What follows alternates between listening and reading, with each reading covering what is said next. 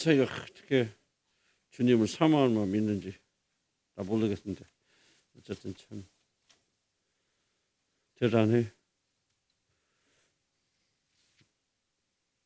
자랑스럽지? 예? 뭐 아직 완성된 모습은 아니지만 그래도 우리 윤석이가 저렇게 말씀 마찬가지. 우리 지혜가요 한국영상대학교, 대구과학대학교 거창의 이름이 그죠? 그 두 개 다 합격했대요. 그래서 지금 어디를 또 하나 세 번째는데 거기도 될 가능성이 있다고. 지금 고민이 어떤 대학교를 가야 될지. 대구는 좀 너무 멀다. 근데 에? 가까운 데 갔으면 좋겠다. 잠깐 하여튼 좋은 소식이에요. 이제 다음에 나경이가 우리 또 좋은 소식. 어? 우리 만화계의 거장. 아멘. 좋은 만화 많이 그려. 나경아. 나쁜 만화 그리지 말고 성경 만화 같은 거 많이 그리고. 아니 요즘 만화 그 인기입니다. 실력 있는 난 농땡이들만 그 못하는 사람만 가는 줄 알았던 것 같더니 점수 제일 높은 사람이 만화과 뭐 무슨 과요? 만화과? 애니메이션. 아니 무식해가지고 내가 그러간대요. 우리 지혜도 참 이렇게 우리 지혜가 또 이렇게 실력 있을 줄 몰랐어. 내가 어디 있어 우리 지혜? 저 부엌이라네. 식당 있어? 그 지혜 한번 소리 한번 질러봐. 감사하고 우리 자녀들 잘 되는 것 같아요. 엄마 아빠 닦고 인도해 주시고 많이 기도해 주시고 관심 가져주시고 우리 자녀들 하고 또 이제 조금 있다가 우리 또 고3 되어가는 친구들도 있고 다 잘 될 것 같아요. 우리 교회. 좋은 데 갈 거 꼭 뭐 그렇게 높은 데 갈 필요 없어. 대충 자기 맞는 데 가서 그렇게 하면 다 좋고. 나는 보니까 우리 준성이 팔자가 제일 좋은 것 같아요. 송신자 아들 대학 고등학교 중퇴하더니 그냥 지금 조금 이따 사장 된대요. 어떻게 충실한. 난 요즘 자녀들이 다 하나님께서 하나씩 둘씩 축복해 주는 게 너무 고마워 감사드리고요. 눈물의 자녀, 기도의 자녀들 안 망합니다. 그러니까 낙심하지 마시고 밤낮으로 주님 오셔서 이런 기도하시고 또 여러분 자녀들 축복하시고 그러면 참 좋겠다 생각이 되어집니다. 야곱의 세름 성격 볼까요? 우리 공부하는 게 쉽지 않아요. 아마 제가 볼 때는 교회 안에서 평신도를 대상으로 공부하는데 이 이상 수준을 따지는 건 아니지만 이 이상 하는 데는 보지 못했어요. 할 수도 없고 되게 어려워. 이게 하루아침에 되는 거 아니거든요. 어쨌든 우리 교회는 좀 내가 욕심이 많아서 그런지 많은지 나는 굉장히 조금 욕심 많지. 내가 우리 주일학교 내가 그런 얘기를 했지만 내가 한신 나왔지. 한신 대학교 대학원 졸업했잖아요. 그리고 이제 아무래도 복음주 좀 해야 되겠다. 아세아연합신학대학원 갔어요. 그때 내가 신학을 전공하고 들어갔는데 그때 나를 우리 그 교수가 누구냐면 김세윤 교수라고 세계적인 신학자입니다. 김세윤 교수는 그분이 담당하고 거기서 이제 THM 들어갔는데 그러니까 얼마나 내가 신학 전공을 졸업할 때는 다른 걸 나왔지만 신학 전공으로 들어가서 얼마나 시험 어렵겠습니까? 그래서 그 입학 시험에 5문제가 나왔더라고. 그 신학에 대해서 쓰라고 논문식으로. 근데 놀라는 게 5문제는 3문제가요. 우리 중고등부 교사를 놓고 가르쳤던 문제가 나왔어요. 그런데 합격해 버렸어요. 그래서 얼마나 쉬워. 우리 중고등부 선생님들 놓고 계속 가르쳤는데요. 거기가 그 유명한 그 김세현 교수 이름 잘 모를 겁니다. 세계적인 신학자입니다. 신학으로는 아주 세계적으로 유명하신 분인데 그분이 교수로 있는데 학교가 시험 문제가 3문제 나왔더라고요. 5문제. 그래서 내가 그냥 합격해가지고 내가 장학금도 받았어요. 몰랐죠 내가. 장학금 성적 장학금 받아갖고 내가 참 그렇게 다닌 사람이에요. 무시하면 안 돼요. 네. 힘내시라고 말씀드린 거예요. 내가 너무 쉽게 하려고 해도 쉽게 하면 내용까지 달라져 버려요. 그래서 내가 쉽게 못하는 거예요. 그래서 조금 고민이 어렵더라도 집에 또 읽어보세요. 고우 형제를 일하면서 설교를 10번씩 듣는데 요즘 잘 못 들어요? 가게에서 일하니까 혼자 있을 때는 듣고 그랬군요. 그러니까 들으니까 깨닫는다. 그래서 여러분 충분히 알 수 있고 어려운 얘기 안 해요. 다만 익숙하지 않지. 교회 가면 맨날 축복받아라 그런 얘기하지. 이런 거 안 하잖아요. 그래서 그런 것은 여러분도 충분히 따라올 수 있다 생각이 들었습니다. 그래서 오늘은 야곱이가 어떻게 씨름했느냐. 굉장히 어려운 부분입니다. 왜 어렵냐면 야곱의 씨름의 부분은 굉장히 해석에 따라서 전혀 다른 부분이고 성경의 몇 가지 난제를 정말 이렇게 풀기가 어려운 수수께끼 문제도 몇 개 나옵니다. 지금 이렇게 해석할 수도 저렇게 해석할 수도 굉장히 어렵고 지금 아직도 학자들도 일치하지 못하는 그것 중 하나가 오늘 야곱의 씨름의 부분이니까 조금 저도 어떻게 해석해야 될지를 조금은 난감한 부분들입니다. 그래서 한번 봅시다. 일단 첫째로 하나님과 야곱이 씨름했다는 것을 어떻게 우리가 해석할 것이냐 이것이 굉장히 중요한 있습니다. 다만 결론은 뭐냐면 야곱과 하나님이 씨름했던 말을 하나님께서 직접 오셔서 야곱과 몸을 부딪히고 싸웠다 하는 씨름했다는 식으로는 해석하면 안 됩니다. 왜 그런가 제가 설명드릴게요. 성경적 근거를 가지고 그래서 하나님이 창조자 하나님 예수 그리스도 우리가 아버지라 부르는 창조 아버지 하나님이 직접 야곱에게 내려오셔서 그와 씨름했다는 것은 잘못된 해석입니다. 왜냐하면 성경이 달리 그렇게 말합니다. 그럼 누가 씨름했다 말하냐? 호세아를 뒤에 배울 겁니다. 호세아 선지자는 천사가 와서 씨름했다. 그럼 왜 하나님이라고 그러냐? 이것도 설명을 좀 드릴 거예요. 그래서 1차적으로 우리는 직접 하나님이 내려오셔서 야곱과 씨름했다 하는 것은 아니란 얘기를 그것도 시작할 것입니다. 그래서 그 부분이 그렇죠. 그럼 왜 그러면 하나님과 우리가 씨름할 수 없는가? 자, 지금 요한복음 1장 10절부터 나오는 몇 가지 성경 구절은 우리 하나님은 씨름할 수 없을 뿐만 하나님 볼 수조차도 없다고 성경이 단언하는 내용들입니다. 자, 요한복음 1장 18절 무슨 말씀이십니까? 본래 하나님을 본 사람, 씨름을 관두고 하나님을 본 사람도 없다고 딱 잘라 말합니다. 하나님 볼 사람 없어. 하나님 우리가 볼 수 없는 빛의 가시기 때문에 누구도 하나님을 보았다는 말은 거짓말이에요. 왜? 성경이 못 봤다 말하니까 끝나야 돼요. 그래서 여러 저거 해석하면 안 됩니다. 우리 성경의 권위를 인정한다면 요한복음 1장에서 본래 하나님을 본 사람이 없다라고 잘라 말합니다. 요한 1서 4장 12절을 보면 어느 때나 하나님을 본 사람이 있으니 없으니 없다고 딱 잘라 말합니다. 이거 가지고 우리 논쟁하면 안 됩니다. 성경이 딱 그렇게 말하기 때문에. 출애굽기 38장 2절 33절 한번 하냐? 나를 보고 살 자가 없으리며 산 자가 없으며 누구든지 하나님 보면 죽습니다. 근데 나중에 뭐 야곱이가 하나님의 얼굴을 내가 보았고 살았다 그런 얘기를 나오죠. 그럼 뭐가 맞는 말입니까? 하나를 좀 설명할 필요가 있겠죠. 어떤 성경 구절들은 하나님을 볼 수도 없고 본 사람도 없고 보고 다 죽는다. 요한복음 6장 46절 예수님이 말씀하신 거죠. 이는 아버지를 본 자가 없다는 것을. 그러니까 우리가 말하는 창조자 하나님, 예수 때 아버지 하나님을 본 사람은 하나도 없습니다. 봤다고 말하면 다 가짜들입니다. 다 그 사람들은 사기꾼들이에요. 왜? 성경보다 그 사람이 더 맞을 수 없잖아요. 성경은 절대적 권위를 가지고 있고 하나님이신 예수님께서 누구든지 너희 가운데 이 세상 사람 가운데는 아버지의 얼굴을 본 자가 없다고 딱 잘라만 하나님 말씀하시잖아요. 그 다음에 디모데서 1장 17절에 보이지 아니하는 홀로 하나이신 하나님. 하나님은 결코 우리가 볼 수 없습니다. 만질 수 없습니다. 하나님 영이시고 가까이 근접할 수도 없습니다.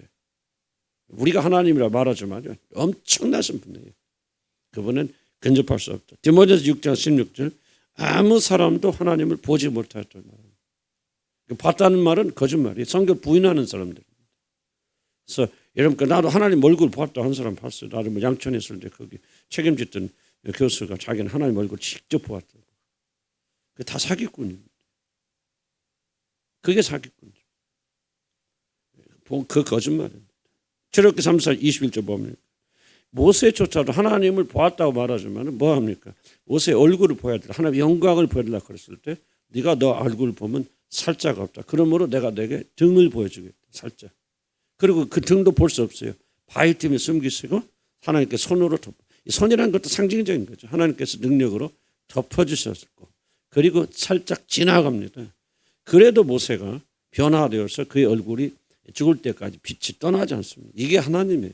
그래서 지금까지 말한 부분 더 많은 구절도 있지만은 누구도 하나님을 볼 수 없고 하나님을 만날 수도 표현할 건데 볼 수도 없고 하나님께 씨름할 수도 없고 절대 하나님을 인간처럼 그렇게 할 수 없다고 하는 것은 성경 전체에 깔려있는 중요한 가르침입니다. 그래서 야곱과 씨름하신 분이 하나님이다. 일점 맞죠? 하나님이라는 표현을 쓰지만 그게 우리가 생각한 것처럼 하나님 아버지 예수 그리스도 아버지 우리가 아버지 하나님으로 부르는 그분께서 직접 내려오셔서 야곱과 씨름했다는 이야기는 아니라는 걸 기억하셔야 됩니다.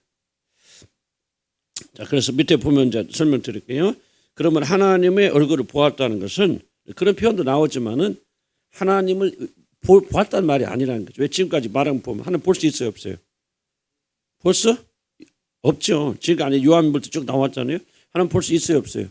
없죠. 그런데 또 성경이 뭐라 합니까? 하나님의 얼굴을 보았다라고 말하는 것은 이거 본 사람도 있다니까 본 거 아니에요. 그렇게 말하면 안 되고 하나님 볼 수 없다는 진리가 명확하게 서 있기 때문에 그럼 하나님의 얼굴을 보았다는 것이 무슨 의미인가를 우리가 찾아야 됩니다. 그래서 그래 보았다는 말은 천사를 통해서 자신을 드러내신 하나님 목적. 하나님께서는 볼 수 없는 분이기 때문에 자기 자신을 드러나기 위해서 때때로 천사를 통해서 천사를 보내시고 그다음에 뭐 더 깊은 비밀을 우리가 알지 못하지만 하나님께서 그 천사에게 임재하신다든지 동행하신다든지 그거는 우리가 잘 알지 못하는 부분입니다. 천사를 통해서 하나님이 말씀하시고 천사를 통해서 역사하실 때 뭐라고 말하는 사람들이 하나님을 보았다. 왜 하나님과 같은 그런 역할을 담당하는 천사가 왔기 때문에 그렇게 표현하는 것이지 만약에 하나님 얼굴을 보았다 말했을 때 우리가 얼굴을 마주 대하듯이 하나님의 얼굴을 보았다 하는 뜻이 아니고 그럴 수가 없다는 거죠.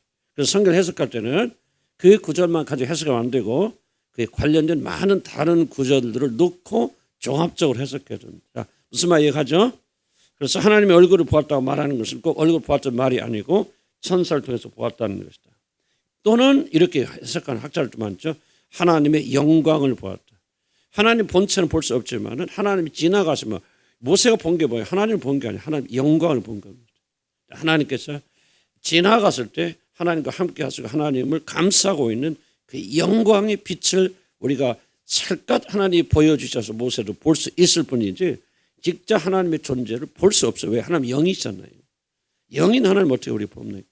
그리고 우리는 볼 수는 빛 가운데 거하시고 누구든지 보는 자는 죽게 되어지고 지금까지 한 사람에게도 하나님은 자기를 보여준 적이 없었고 그렇다면 이 말이 맞다면 모세가 본 것은 하나님의 본체가 아니라 본체를 볼 수 없고 하나님의 영광을 보았다라고 표현하는 것이 더 맞단 말이죠. 그래서 하나님 아무도 볼 수 없고 아무도 접근할 수 없는 빛 가운데 거하신다고 증언합니다.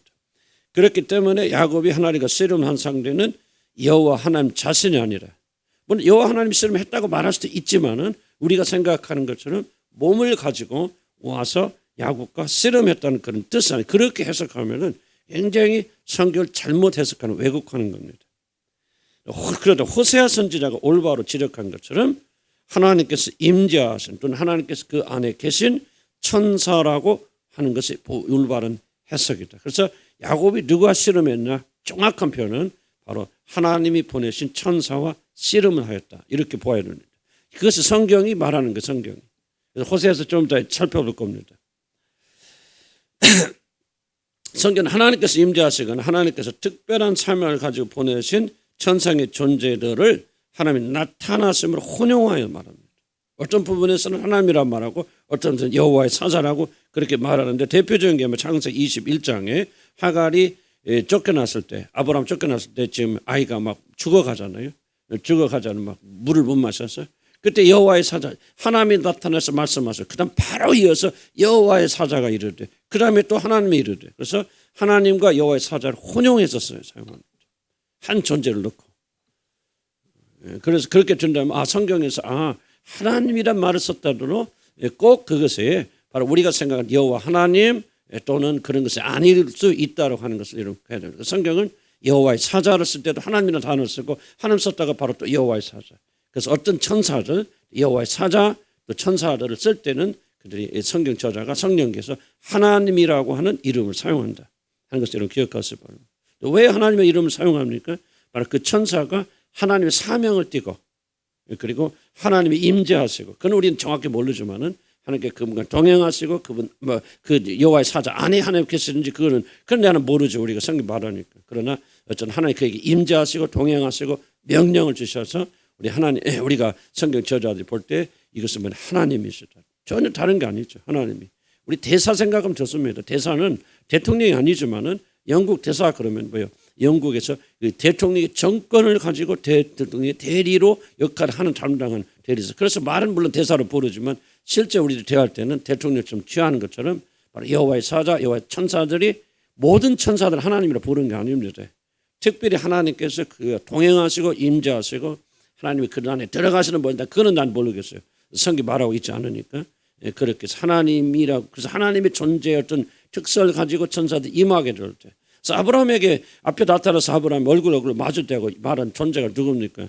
성경 하나님이라고 하죠. 하나님이죠. 그러나 이 해석에 따르면 천사가 여호와 아브라함과 대화하시지만 그 천사는 그냥 천사가 아니라 그 천사 안에 뭐 어떻게 설명 좀 표현이 좀 어색하지만은 하나님이 그와 함께 동행하고 그 천사 인자여서 천사지만 아브라함과 말하는 시간, 그 시간에는 천사가 아니고 하나님이라고 말을, 하나님이시란 말이죠.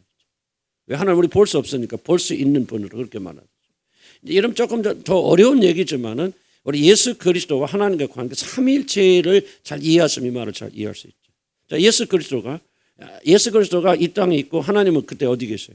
하늘에 계시지만은 예수님 뭐라고 말하죠? 내 안에 아버지가 있다. 나와 아버지는 하나이니라.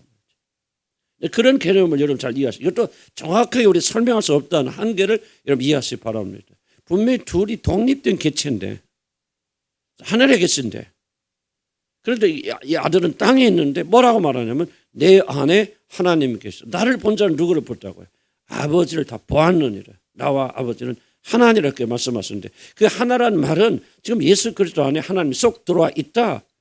그분이 창조주 아버지 하나님과 그 말을 하고 있는 것이 아니라 바로 예수 그리스도와 하나님은 우리가 이해하지 못한 방식입니다. 방식으로 하나로 존재하는 두 개체이지만 이건 이해가 잘 안 돼요. 그래서 사실 이 부분을 정확하게 무엇이 맞다라고 말하고 주장하는 것은 조금 어폐가 있고 옳지 않습니다. 다만 이럴 수도 있겠다라고 그렇게 말하고, 이제 왜가 이 여호와 하나님이 직접 몸을 입고 나타나시는 것은 우리가 그렇게 받아들이면 안 됐느냐 하는 이야기를 왜 제가 강조하냐면 이게 바로 신비주의의 모태가 되기 때문에 그렇습니다. 이걸 받아들이게 되면 여러분 신비주의에 빠져 들어갈 수밖에 없고 우리 복음이 굉장히 많은 도전을 받게 되어집니다. 그래서 명확하게 성경이 천사라고 말하고 있고 그 천사 안에 어떻게 하나님 역사하신 그거는 수수께끼고 우리가 다 설명할 수 없는 부분이고 성경에 말하지 않기 때문에 우리 겸손하게 그것을 받아들였지만은 야곱과 씨름하신 분은 1차적으로 누구예요? 하나님의 천사. 왜?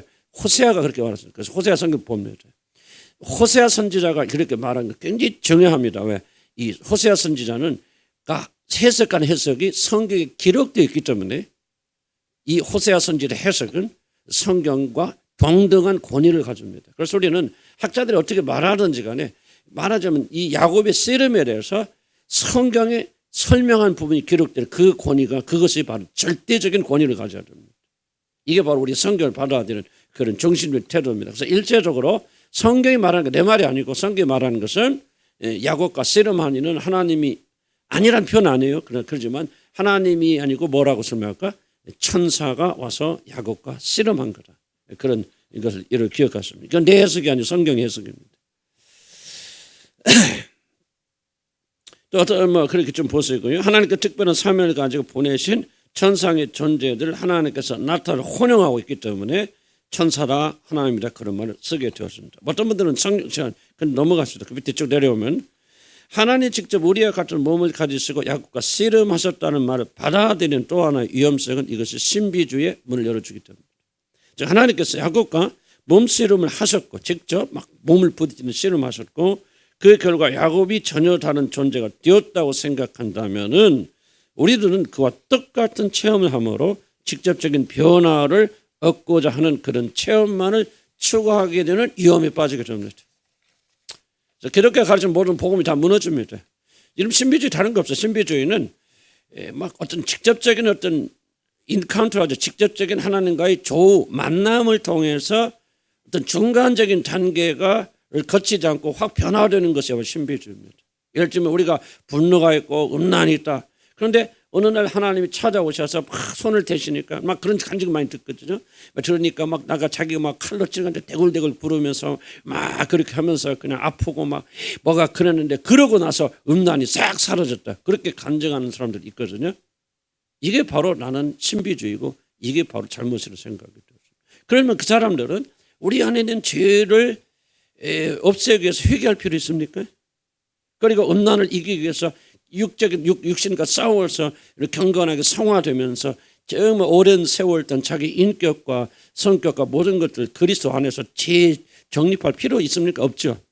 뭐 하나만 하면 돼. 천사고를 하나님 오셔서 직접 자기의 몸을 부딪혀서 뭔가를 해주시기만 하면은 이런 역사가 일어난다는 말이죠. 그래서 사람들은 성경에 가르친 진리보다는 뭐하긴가? 하나님과 직접적인 만남. 다 여기서 뭐가 나오면 직통계에서 여기서 나오는 거죠.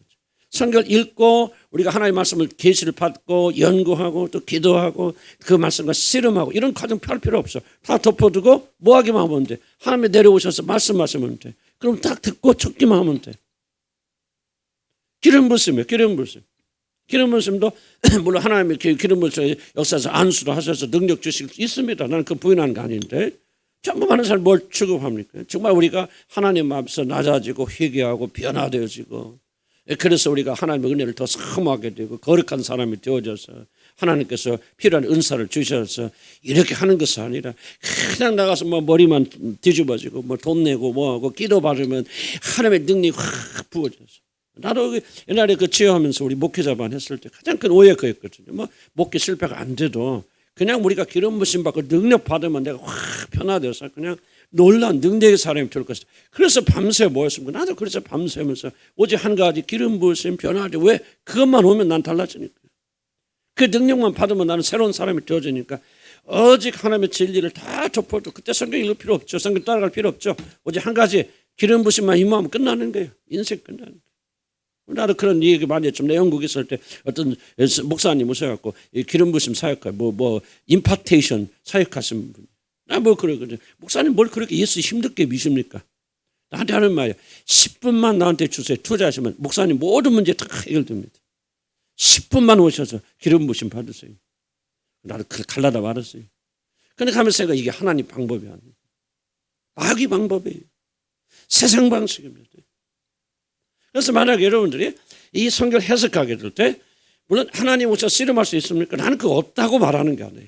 없다고 말하는 것은 아니고 여기서 여러분들이 이거를 직접적으로 하나님 오셔서 몸을 부딪혀서 막 씨름했죠. 씨름했더니 야곱이 변화돼서 이스라엘이 되어졌다라고 그렇게 해석하게 된다면 여러분 신비주의 문을 열게 되어지고 복음은 문이 닫힙니다. 아니에요.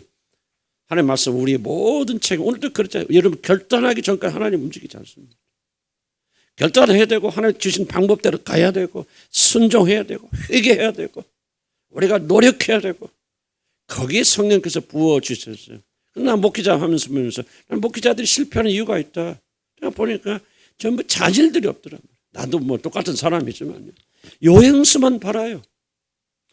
이게 하나의 방식이 아니라 이게 뭐가 잘못됐단 말이죠. 목회 성공하려면 뭐야?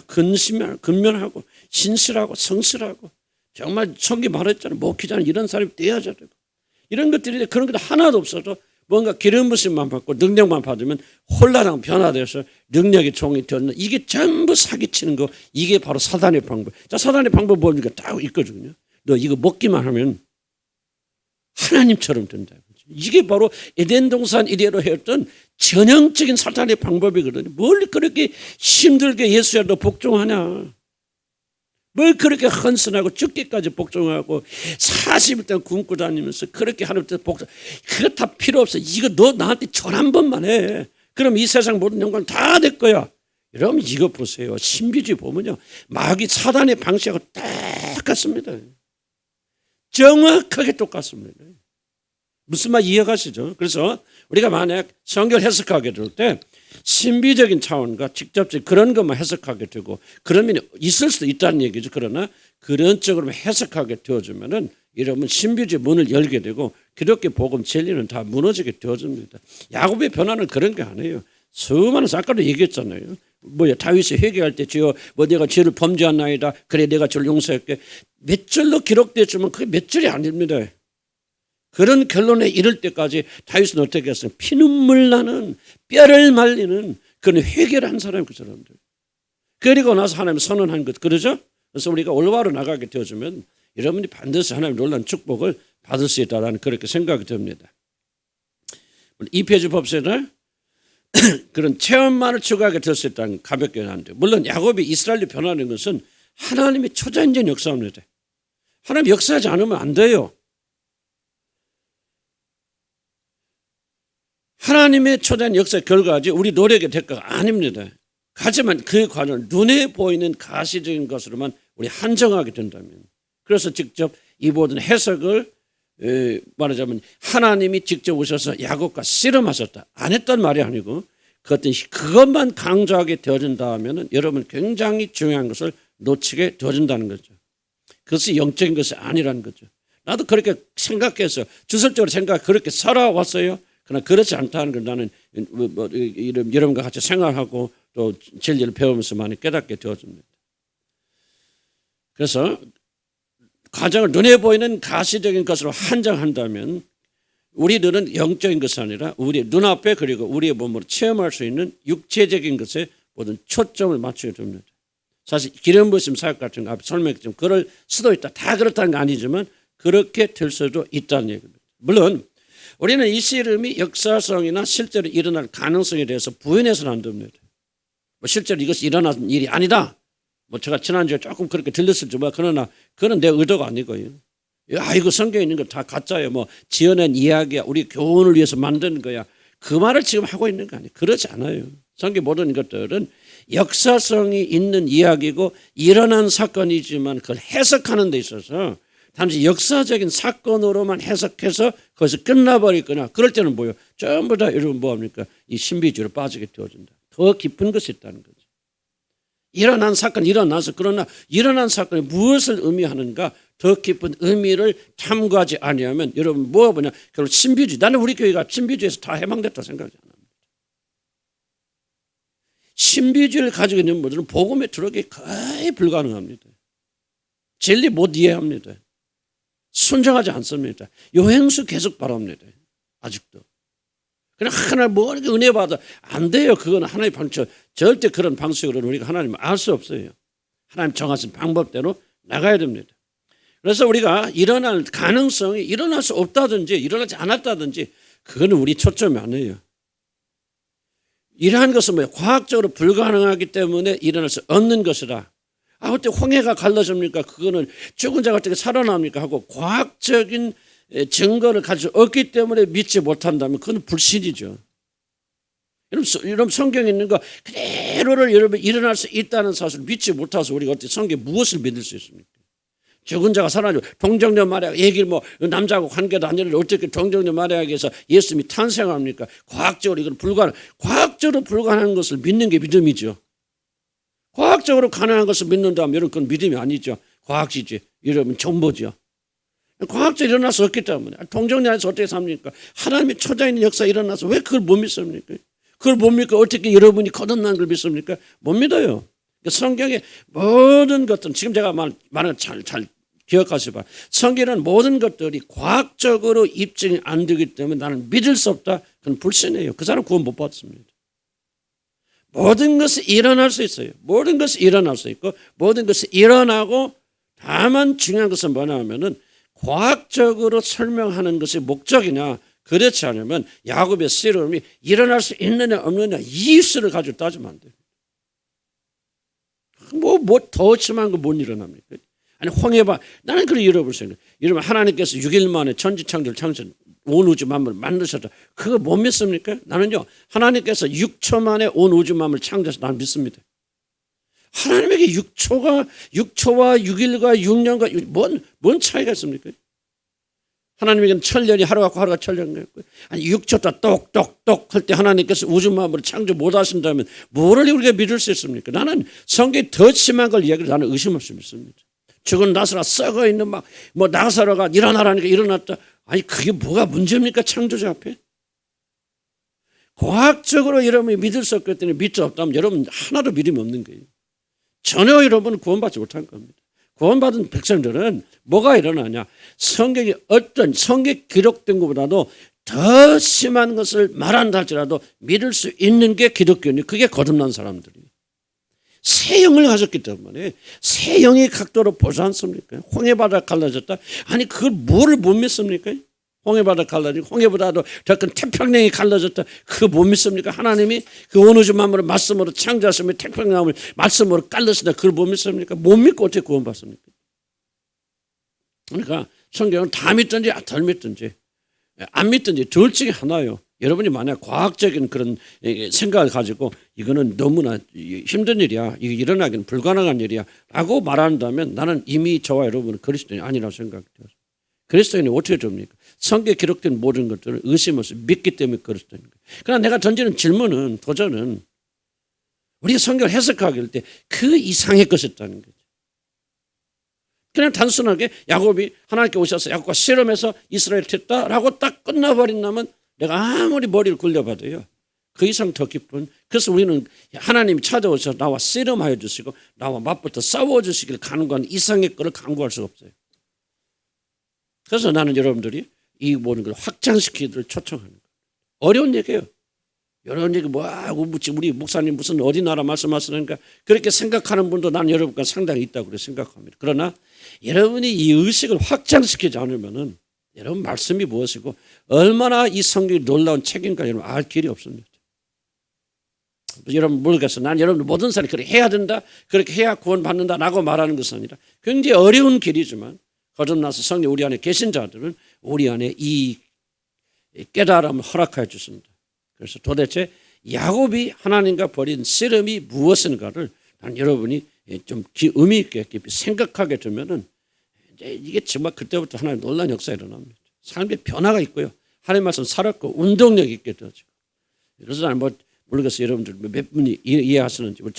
오히려 우리 젊은 청년들은 이해가 더 빠를 수도 있겠고 또 나이 드신 분은 조금 어렵기도 하고 죄송스러워요. 그런데 어려운 교회 만났고 어려운 목사님 만나셨고 나는 결코 이 복음을 그 이하로 설명하고 싶은 의도가 없어요. 성경에 있는 그대로 난 전해야 되잖아요. 이것이 목사의 사명이고 그리고 이 진리가 길게 물탈 수 없잖아요. 물탈라면 뭐들 교회 다닙니까? 나는 그렇게 있는 그대로 전화해서 받든 안 받든 둘 중에 하나죠. 그래서 여러분 이거 야곱의 씨름을 그런 차원으로 일어날 수 있느냐 없느냐 하는 것은 나는 관심 안 해요. 이것보다 더 심하고 나는 전혀 의심하지 않아요. 다만 이것이 무엇을 의미하느냐는 우리가 더 깊은 의미를 우리가 발견해야 된다. 자, 그래서 성경은 나는 이렇게 말하면 좀 지나칠 때 과학책이 아닙니다. 과학적으로 인증할 수 있을지 모르지만 과학을 위해서 성경이 존재하는 것, 그 이상의 것을 있다. 그 다음에 창세기 21장에 성경은 하나님과 하나님의 사자를 번갈아가며 이름을 혼용하며 사용하고 있는데 바로 여기도 그러한 관점 이해해야 된다. 천사를 할지라도 하나님의 자 내려갑시다. 그렇다면 야곱과 씨름하는 누굽니까? 아까 천사를 말했습니다. 그래도 다시 한번 여기서 야곱이 씨름한 대상 여호와 하나님 아버지께서 우리와 똑같은 몸을 가지고 오셔서 야곱과 씨름하셨다는 뜻이 아닙니다. 성경이 말하는 대로 그분은 하나님께서 보내시고 하나님께서 대표하시고 하나님이 임재하신 천사입니다. 호세아 12장 한번 다 찾아보시죠. 호세아 12장. 성경 호세아 12장에서 뭐라고 말합니까?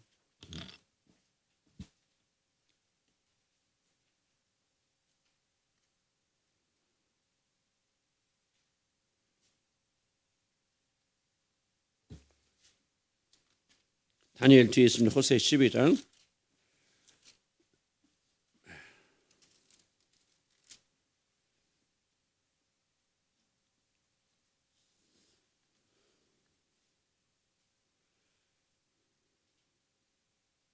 삼 절 볼까요? 3절. 이전에는 야곱은 나라를 말하는 거죠. 개를 말하는 거 아닌데 3절부터 개인 야곱을 말합니다. 3절 6절까지 같이 읽고 시작. 야곱은 모태에서 그의 형의 발뒤꿈치를 잡았고 또 힘으로는 하나님과 겨루되 천사와 겨루어 이기고 울며 그에게 간구하였으며 하나님은 베델에서 그를 만나셨고 거기에서 우리에게 말씀하셨느니 여호와는 만군의 하나님이시라. 여호와는 그를 기억하게 하는 이름이니라. 그런즉 너희 하나님께로 돌아와서 인애와 정의를 지키며 항상 너희 하나님을 바라지니. 굉장히 중요한 대목입니다. 야곱의 씨름에 대해서 성경 자체에서 언급하는 건 아마 이 호세가 유일한 그런 언급 같습니다. 자, 호세 12장에서는 야곱과 씨름한 천상의 존재, 천사라고 밝게 말하고 또 앞에서 하나님이라고 말하죠. 그래서 혼용 하나님이라 쓰기도 하고 천사로 합니다. 그럼 앞에 볼 때 여기서 하나님은 아닐 것이다. 왜? 앞에서 쭉 얘기했죠. 하나님 우리가 볼 수 없는 빛 가운데 본 사람 아무도 없고 그렇기 때문에 천사다 맞는 표현이죠. 다만 천사가 하나님의 명을 받아서 하나님의 임재 가운데 왔기 때문에 성경이 그를 하나님이라고 표현할 뿐이다. 그렇죠? 천사와 겨루 이기고 야곱과 씨름한 이는 여호와 하나님 자신이 아니라 그가 보낸 천사였습니다. 천사가 그렇게 야곱과 씨름한 것이죠. 그것을 하나님께서 자신의 대사처럼 전권을 줘 보내셨거나 하나님께서 씨름 때문에 하나님께 씨름하셨다 그렇게 말하는 것입니다.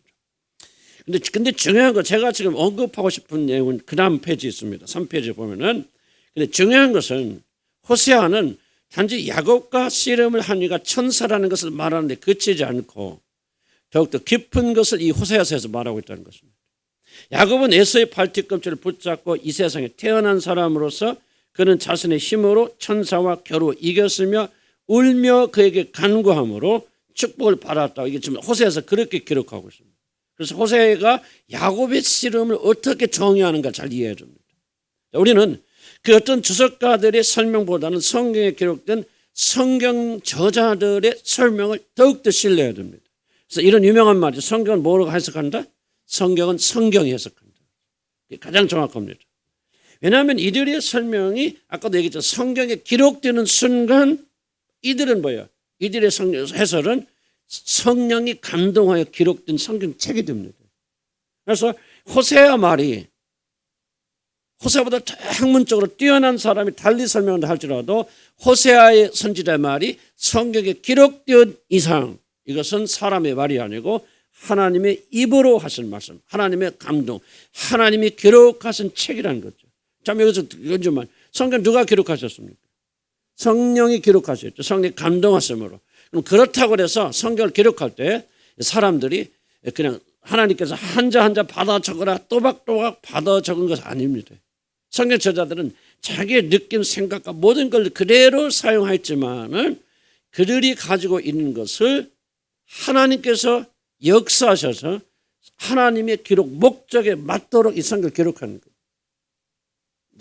좀 어려운 얘기가 될지 모르겠지만 이것이 바로 천사와 하나님 사이의 관계를 그렇지만 뭐라고 말합니까? 바울이 자기 느낌을 썼고 자기 믿음을 썼고 자기 모든 조직 신학에 대해서 기록해서 자기 지식을 가지고 그렇지만 이 모든 것들이 성경의 전체 목적에 맞게 쓰여질 수 있도록 누가 감독하시고 감동하시나? 성령께서 감독하시고 감동하시는 거예요. 그래서 뭐 한자 성령께서 너 이거 저거 1장 1절 지금부터 이거 저거라 그렇게 하신 것은 아니다. 다만 성령께서 감동하셨기 때문에 비록 사람이 썼다 할지라도 한 자라도 좀 표현이 좀 그렇죠. 한 자라도 하나님의 뜻에 어긋나서 기록된 것은 없다. 그러니까 비록 사람이 썼지만은 그것은 바로 하나님이 쓰신 거나 똑같고 동일한 거다. 그리고 하나님께서 내가 이렇게 나타나서 한 것은 아니고 그 성경을 기록한 자들에게 감동하셔서 그들이 이것을 적었기 때문에 이 성경은 사도들이 기록하고 사도들이 인정받은 사람들이 기록한 것이지만은 하나님이 기록하셨다고 해도 전혀 틀린 것은 아니다. 그래서 성경 누가 기록했습니까? 최종적으로 하나님께서 사도들을 이용하셔서 하나님이 친히 기록하신 거예요. 이걸 이해하게 되면 그러면 야곱과 씨름하는 사람이 누굽니까? 바로 천사이지만은 똑같은 방식으로 하나님이 그 천사 안에서 역사했기 때문에 성경은 뭐라고 말하느냐? 바로 하나님이 씨름하셨다고 말씀하십니다. 그러나 그 하나님은 우리가 생각하는 아버지 하나님, 그 하나님이 몸을 가지고 오셔서 실제 싸움을 전 아니고 호세아가 정확히 표현하지 않습니까? 우리는 이 권위를 받아들여야 된다. 그래서 야곱과 씨름한 사람 누구다? 하나님이 보내서 하나님이 전권을 가지고 온 하나님과 동등한 그런 천사가 야곱과 씨름한 것이다. 이렇게 생각해야 됩니다. 그 다음에 호세아의 해설은 야곱이 하나님과 씨름을 하여 이겼다는 의미가 무엇인가를 정확하게 보여주는데 이게 중요하지 않습니까? 야곱이 하나님을 이겼다는 말은 눈물로 하나님께 간구하며 매달림으로 결국 하나님의 축복을 받아냈다는 그런 의미입니다. 전에도 설명했지만요. 뭐를 기도하면 다 된다. 이런 것도 우리가 무시할 수 없는 부분이고 상당히 관련이 있습니다. 그래서 다시 한번 하나님 이겼다는 것은 실제로 막 야곱이가 씨름하면서 넘어뜨렸단 말이에요. 근데 진 사람이 어떻게 야곱이 또 환도뼈 때려 부르습니까? 그렇게 해서 이게 뭔가 좀 우리가 생각을 해볼 필요가 있죠. 야곱이가 하나님의 환도뼈를 부러뜨렸다. 그러면 이게 콘텍스트가 맞잖아요. 그런데 하나님께서 진 하나님께서 이러면 야곱의 환도뼈를 부러뜨렸다. 그럼 누가 이긴 거예요?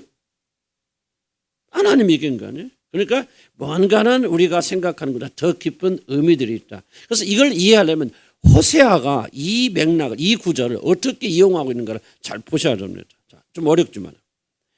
자, 이 말이 더욱더 신빙성이 있는 것은 호세아의 이 맥락은 어떤 맥락에서 호세아가 지금 이걸 말하는 걸 읽어봐야 됩니다. 이 맥락, 호세아 선지자가 하나님을 버린 이스라엘 향하여서 그들의 조상 야곱도 비록 형의 발 뒤꿈치를 붙잡고 이 세상에 온 실패자였고 많은 역경과 고난을 받았지만 그는 결코 포기하지 아니하고 하나님께 그렇게 매달리더니 결국 하나님을 이긴 자라는 칭호를 받고 하나님의 크신 축복을 받은 것처럼 너희들도, 이스라엘 너희들도 회개함으로 하나님께 돌아와 그분에게 매달리면 살게 될 것이라는 회개의 촉구의 맥락에서 호세아가 지금 야곱의 이야기를 하고 있다는 거예요.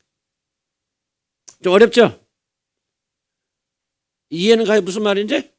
그러니까 야곱하고 싸워서 이겨라, 축복받아라, 그 말하고 있는 것이 아니라 야곱이가 이런 사람이었어.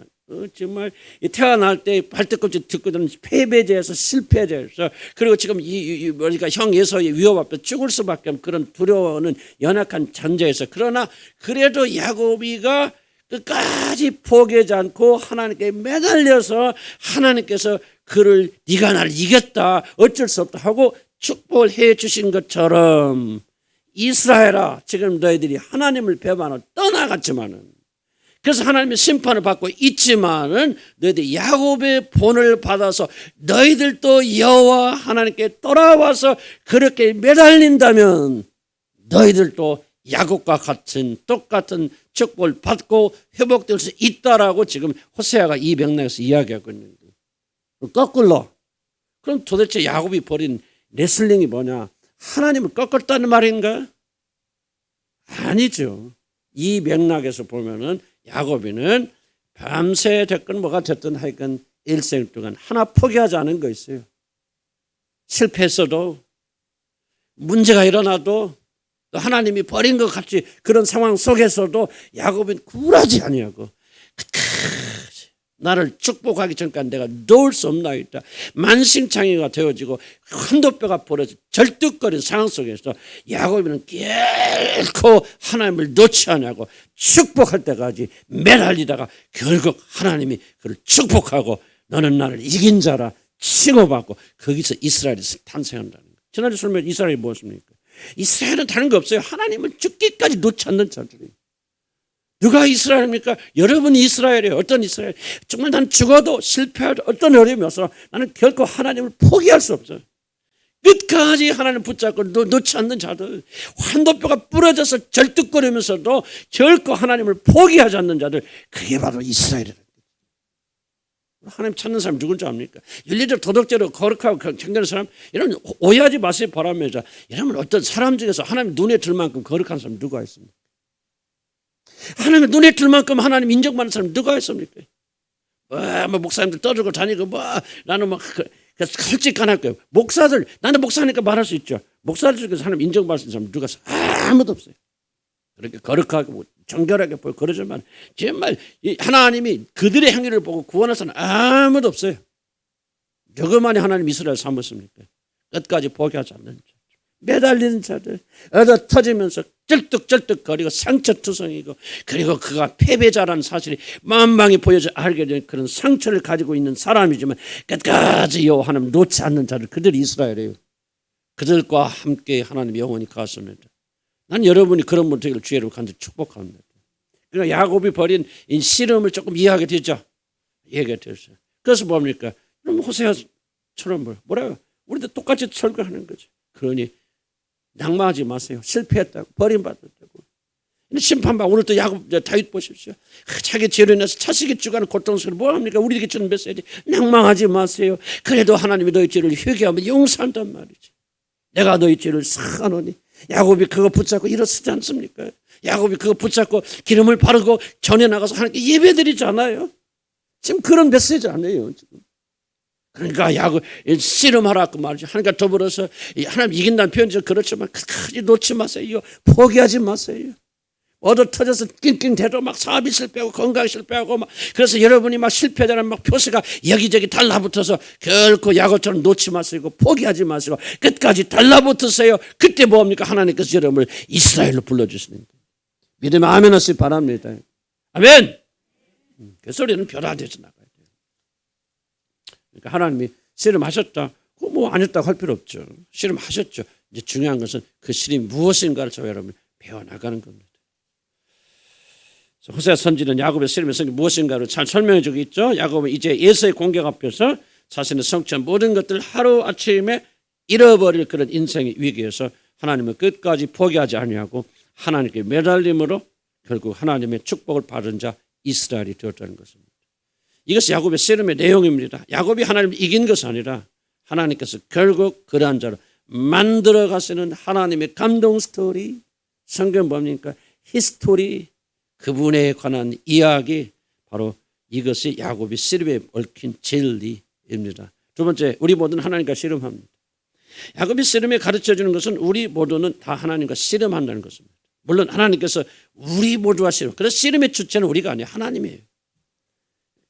사실 야곱은 전형적인 그리스도인들의 모습, 우리들의 모습이에요. 야곱은 얼마나 우리하고 닮은지 몰라. 아브라함, 이삭 우리하고 거리 멀어. 야곱은 우리하고 매우 가까워. 그러죠. 바로 우리들의 모습입니다. 비록 우리들이 하나님의 선택을 받아서 이 세상에 온다 할지라도 우리 대부분은 세상 사람들이 되어 뒤처진 사람들입니다. 이거 굉장히 중요한 부분입니다. 그래서 성경 이렇게 형제 여러분, 하나님이 여러분을 부르셨을 때 여러분이 어떠했는지를 한번 생각해 보십시오. 인간적으로 볼 때 여러분 가운데는 지혜로운 사람도 많지 않았고 유능한 사람도 많지 않았습니다. 이게 바로 우리들이에요. 기독교인들이 가지는 최대의 착각이 뭐냐면 자기는 예수 믿는 사람 더 똑똑하고 더 괜찮고 뭐 그래서 오히려 뽑혀온 것 같이 생각하거든요. 천만의 말씀. 이러면 교회 안에서 똑똑하다 자랑해 보세요. 다른 데 가보세요. 이거 명함도 못 내놓습니다. 돈 뭐 얼마나 벌으셨습니까? 이런 다른 부자들 앞에 서보세요. 그 용돈도 안 되죠. 세상 사람에 비하면 교회 안에 있는 사람은 다 죄송한 표현 쓸게 다 실패자들, 쓰레기 같은 사람들이에요. 그 우리가 부인할 필요 없어요. 그냥 세상 사람들은 다 우리보다 못하고 멍청하고 참 공부 우리보다 더 잘하고요. 지혜도 더 많고 돈도 많고 권력도 많고 물론 예의가 있을 수 있겠지만 그러나 세상 사람들 우리보다 훨씬 더 똑똑합니다. 하나님이 누구를 불러다 주지 않습니까? 세상에서 못난 사람들, 실패자들, 야곱과 같은 사람들만 그래서 야곱은 뭐냐? 하나님께 부르신 신자들의 전형적인 모습입니다. 이러면 이것을 깨닫기 전까지는 절대로 올바른 믿음 속에 들어가지 못한다는 사실. 지금 여러분 하나님께 나가는 데서 가장 큰 걸림돌이 무엇인지 아십니까? 바로 이 부분이에요. 이 부분. 야곱과 나를 동일시할 수 없어요. 내가 뭔가 잘났다고 생각해요. 내가 남편보다 더 어렵다고 생각해요. 뭔가 그래도 나는 뭔가 조금 예수 안 믿는 사람보다 다르기 때문에 하나님 나를 선택했다고 생각합니다. 똑똑하다고 생각합니다. 여러분 그렇게 착하지 마시기 바랍니다. 그래서 기독교인들은 거의 다가 환상 속에 살고 있어요. 그렇지 않아요. 그래서 사도 바울이 말하는 거예요. 너희들이 처음 하나님을 부르심을 받을 때 너희 모습을 한번 바라봐라. 너희 중에서 잘난 사람 어디가 있다. 너희 중에 공부 잘하는 사람 어디가 있더니까. 너희 중에 큰 부자가 어디 있더니까. 속된 말은 다 쓰레기 같은 사람들 불러서 구원시키지 않았느냐. 그런데 어찌 너희들이 이렇게 교만하느냐. 지금 사도 바울이 지금 그걸 우리에게 말하고 있는 거 아닙니까? 이걸 깨닫기 전에 밑에 봅시다. 야곱이 에서와의 경쟁에서 밀려서 모든 것을 상실한 그런 자라는 사실은 바로 우리 하나님의 선택을 받은 자들이 세상 사람들에게 비하여 현저하게 뒤처진 그런 자들이라는 사실을 증언하는 것입니다. 물론 예외도 있겠지만 우리 모든 믿음의 사람들 사실 야곱과 같은 부류의 사람들입니다. 이러한 자들이 하나님의 부르심을 받고 하나님의 자녀가 되었습니다. 이 말은 우리들 자체는 결코 하나님의 부르심에 합당한 자들이 아니라는 사실을 강조하는 겁니다. 비록 우리들이 은혜로 말미암아 이 영광스러운 자리에 초청받았다 할지라도 그 자체로 우리들 자체로 하나님 나라에 적합한 자들은 단 한 명도 없습니다. 도리어 우리들의 육신 안에 거하는 모든 것들이 모자랄 뿐만 아니라 하나님의 성품에 반대되고 그 나라를 방해하는 것들 뿐입니다. 중요한 말이 이 말입니다. 만약 여러분들이 이 사실을 인정하지 않는다면, 인정하지 못한다면 여러분들이 참된 그리스도인이 되는 것은 아예 불가능해집니다. 교회 안에서 막 사람들을 막 이렇게 부추깁니다. 성경과 반대되게 나갑니다. 절대로 성경은요 그리스도인들을 부추기지 않습니다. 너 훌륭한 사람이야, 괜찮은 사람이야. 절대 그렇게 그러나 교회 안에서 뭡니까? 교회 안에 들어오면 막 자존감부터 뭐죠 막 불러 이렇게 세워져 부추기지 않습니까? 그것 때문에 많은 사람이 복음을 이해하지 못합니다. 여러분 잘 들으셔야 돼요. 만약 여러분이 세상의 사람보다 현저히 못한 가장 모자라고 부족한 사람이기 때문에 하나님이 여러분을 부르신다는 사실을 인정하지 않는다면 여러분이 참된 그리스도인이 되어진 것은 아예 불가능합니다. 여러분이 그리스도 앞으로 나오지 못한 절대적 원인이 뭐냐? 바로 지금 내가 말한 이 부분이에요. 여기 좀 앉아 계신 분들 중에서도 그리스도를 진실로 알지 못하는 결정적인 원인이 뭐냐? 바로 이 부분에 걸려 있어서 여러분 자신이 얼마나 부족한 사람인지 얼마나 모자란 사람인지를 아직도 깨닫지도 못하고 산다 이거죠. 그래서 여러분 구원 못 받는 겁니다. 중요한 문제입니다. 참된 그리스도의 출발이 무엇이지 않습니까? 다른 것이 아니라 바로 자신의 전적인 무기력과 부적함을 발견하고 부적격함을 발견하고 오직 그리스도를 향해 손 벌리는 것입니다. 여러분이 모자라고 부족하고 여러분 정말 형편없는 사람이라는 사실, 죄인 중에 괴선한 사실을 성령께서 여러분을 확신시켜주지 않는다면 누구도 그리스도를 향해서 손 벌리지 않습니다. 그것이 여러분 구원받지 못하는 이유입니다. 나는 그래서 어떻게 생각하면 인간적으로는 다 구원받겠는데 기도하지만 구원받지 못하고 거듭나지 못하는 사람들은 전형적으로 하나님 앞에 교만한 사람들이에요. 하나님을 대적하는 사람들이에요. 하나님이 아주 미워하는 사람들입니다. 왜? 교만이 그들을 하나님 필요 없다고 생각합니다. 그들이 자신에 대한 교만이 그리스도에 손 벌리지 못하게 합니다. 여러분 자신이 병자란 사실을 인정하기 전까지는 결코 은 되신 그리스도를 자기 마음의 중심에 모실 수가 없다는 것을 기억하시기 바랍니다. 이것을 깨어져야 됩니다. 그러기 전까지는 우리는 그리스도를 주님으로 모실 수 없습니다. 때문에 하나님께서 우리들 안에 있는 죄에 물든 성품과 더불어 싸우셔야 됩니다. 교만함. 그래서 그런 우리들 코너로 모르시고 그렇잖아요. 하나님께서 막 코너로 모르십니다. 지금 야곱이가 왜 이 자리에 있다고 생각하세요? 야복강에 왜 있다고 생각합니까? 하나님 명령하시잖아요. 너 내 고향 집으로 돌아가라. 명령하시잖아요. 그 명령에 따라서 야곱이는 지금 온 거예요. 왔는데 어디까지 몰립니까? 에서가 400명의 군인을 가지고 오고 이제 걸렸다면 다 죽는 거죠. 그래서 야복강에 홀로 남아서 다 건너가고 아무것도 남지 않아 홀로 남은 상태. 누가 지금 만들었습니까? 하나님 명령하죠. 너 가라 말이에요. 가라고 안 했으면 지금 라반의 집에 근처에서 아주 떵떵거리고 재밌게 살 야곱이에요. 하나님 가라고 명령하셨어요. 그러니까 하나님께서 야곱을 지금 코너로 모르시는 거죠. 왜 모습니까? 거기서 더불어 우리가 씨름하십니다. 그리고 그 싸움은 아주 치열한 전쟁입니다. 아마 이 싸움을 전쟁을 해본 사람 알아요. 내가 무슨 말 하고 있는지. 자, 그러세요. 내가 지금 가르치고 있는 것을 알아듣는 사람 왜 알아듣는 줄 아십니까?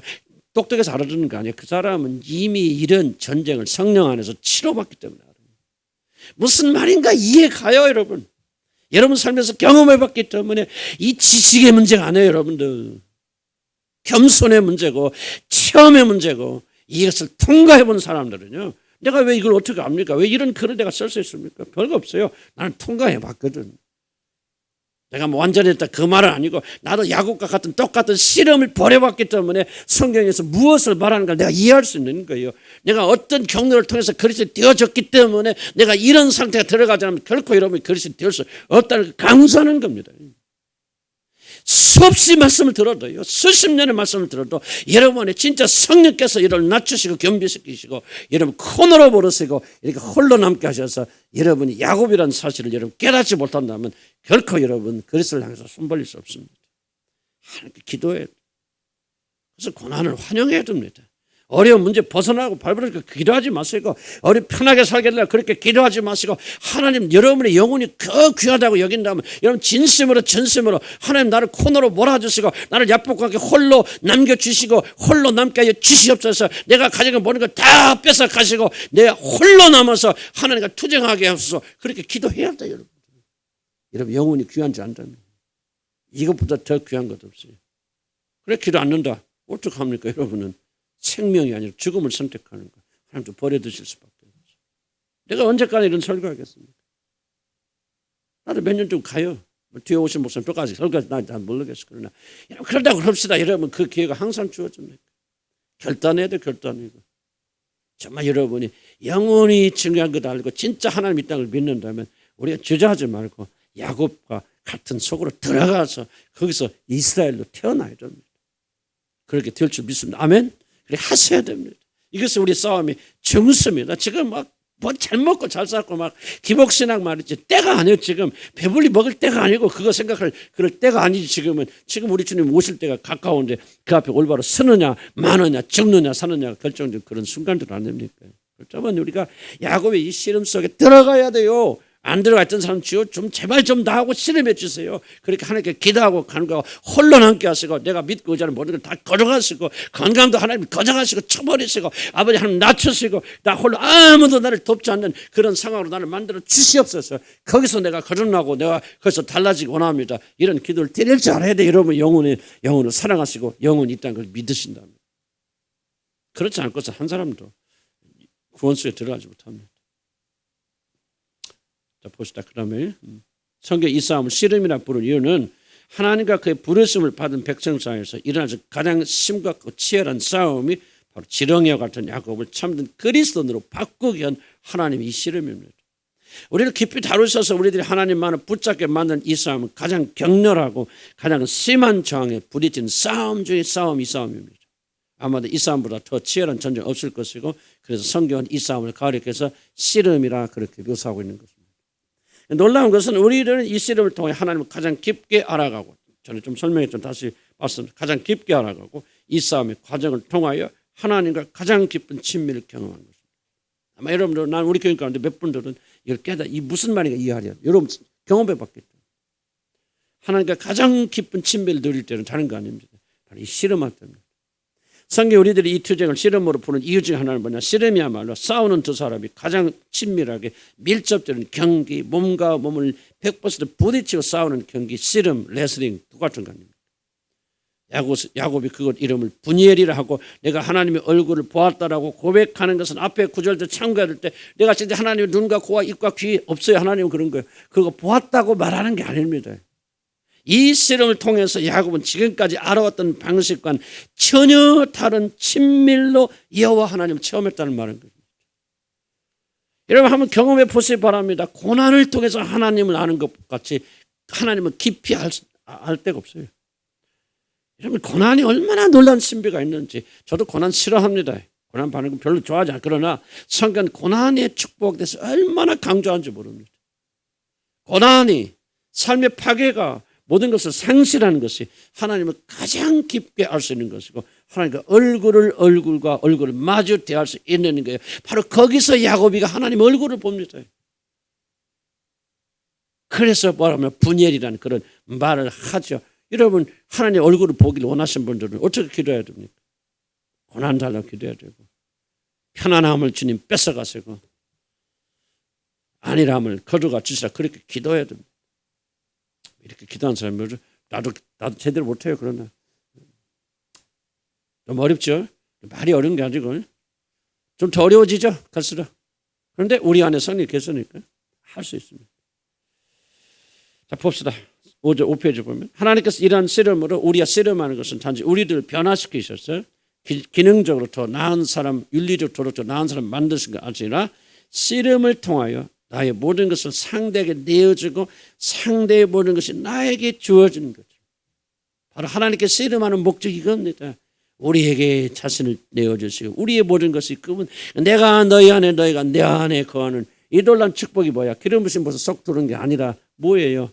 이미 우리 주님 안이 우리 계시지만은 그러나 이것을 더 깊이 깨달을 수 있는 것은 고난의 씨름을 통해서 우리는 하나님의 얼굴을 직접 보게 되어진다. 고난 겪으면 뭐야? 순수한 것만 남고 다 깨지잖아요. 부서지잖아요. 마음이 청결한 자는 보기는 뭐요? 저가 하나님을 볼 것이요. 그러니까 이 씨름, 삶의 어려움을 통해서 우리 영혼은 더욱더 깨끗해지니까 뭐야? 하나님의 얼굴을 더 깊이, 더 선명하게 볼 수 있는 것이. 나는 우리 주님을 향한 교인들이 그리고 여러분 믿음이 자라면서 고난을 사모하는 자 되기를 난 주님을 간절히 축복합니다. 대답 안 하는 거니까 싫다네. 아멘 없어요? 억지로 하지 마세요. 순간 나는 지금 요새 내가 겨우 기도해요. 이 기도. 주님 내 고난을 주시고 난 제일 지금 고민하고 있는 것 중에 하나가 됩니다. 왜 나에게 이렇게 고난이 없을까? 나 정말 심각하게 얼마 전부터 하나님 고난 주님 왜 이렇게 나에게 고난이 적습니까? 주님이 나 버린 사람입니까? 이상한 기도같이 들립니까? 어째서 나는 이렇게 고난이 적고 편안한 삶 삽니까? 난 이게 정말 이게 하나님 앞에 죄송스럽다 그런 표현이 아니고요. 정말 뭔가 소중한 것을 내가 놓치고 있는 것 같아요.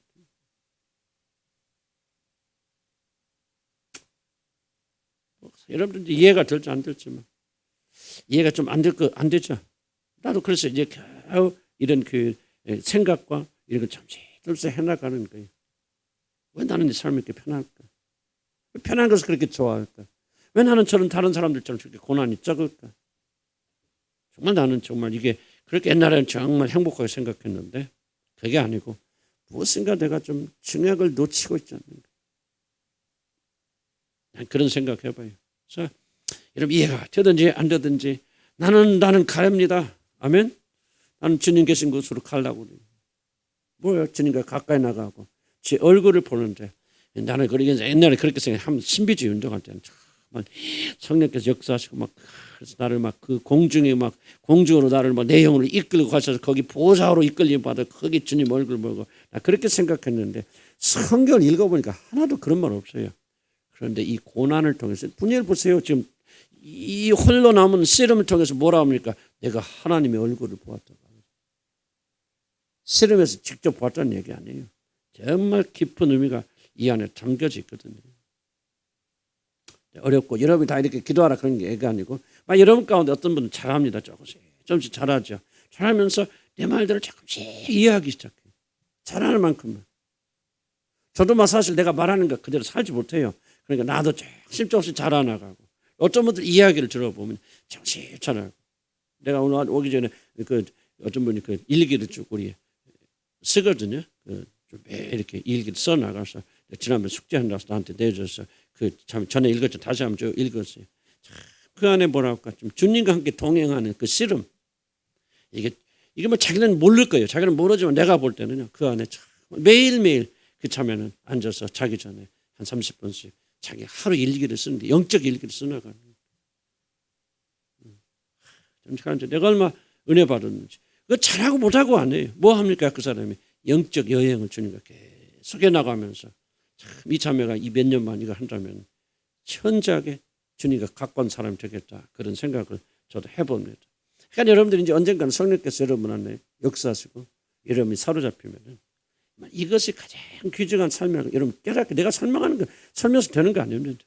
우리가 정말 추구해야 되는 거 억지로 추구해서 그런 게 아니에요. 정말 거듭난 사람 자녀가 된 사람 속에는 성령이 우리 안에 역사하시고 그 성령께서 우리를 차지하는 것이 더 깊어질수록 뭐합니까? 고난 감사합니다.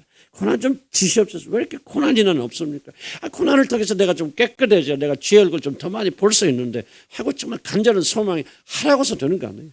우리 안에 계신 성령께서 이끌어 갔습니다. 그러니까 이 야곱의 씨름 보세요. 얼마나 놀란 축복인가 말이죠. 야곱이가 이렇게 변화될 수 있는 그런 것이 얼마나 감사한 일인가 그렇게 생각이 되어집니다.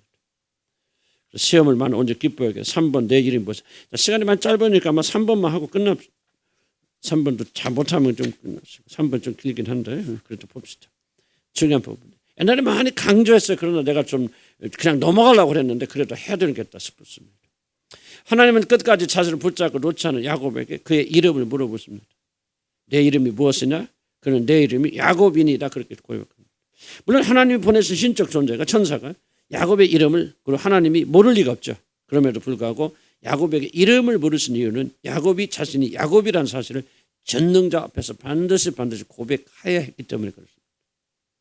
이 고백이 없이는 야곱이 이스라엘을 못 바뀝니다. 그래야만 그는 이스라엘로 바뀔 수 있습니다. 물론 이것이 그의 고난의 끝이 아니에요. 성경 자세히 읽어보면은 야곱이 이스라엘로 바뀌어진 이 시점부터요. 이스라엘은 야곱은요 고난 속에 들어갑니다. 자 보세요. 이 일이 끝나자마자 뭐 일어나죠? 디나가 자기 딸 디나가 강간당합니다. 세겜 족속에게. 그리고 뭐 일어나죠? 조금 있다가 첫째 아들 르우벤이 자기의 저 비라와 통관하게 됩니다. 그리고 나서 뭔 일이 일어나죠? 큰일이 바로 사랑하는 라헬이 죽습니다.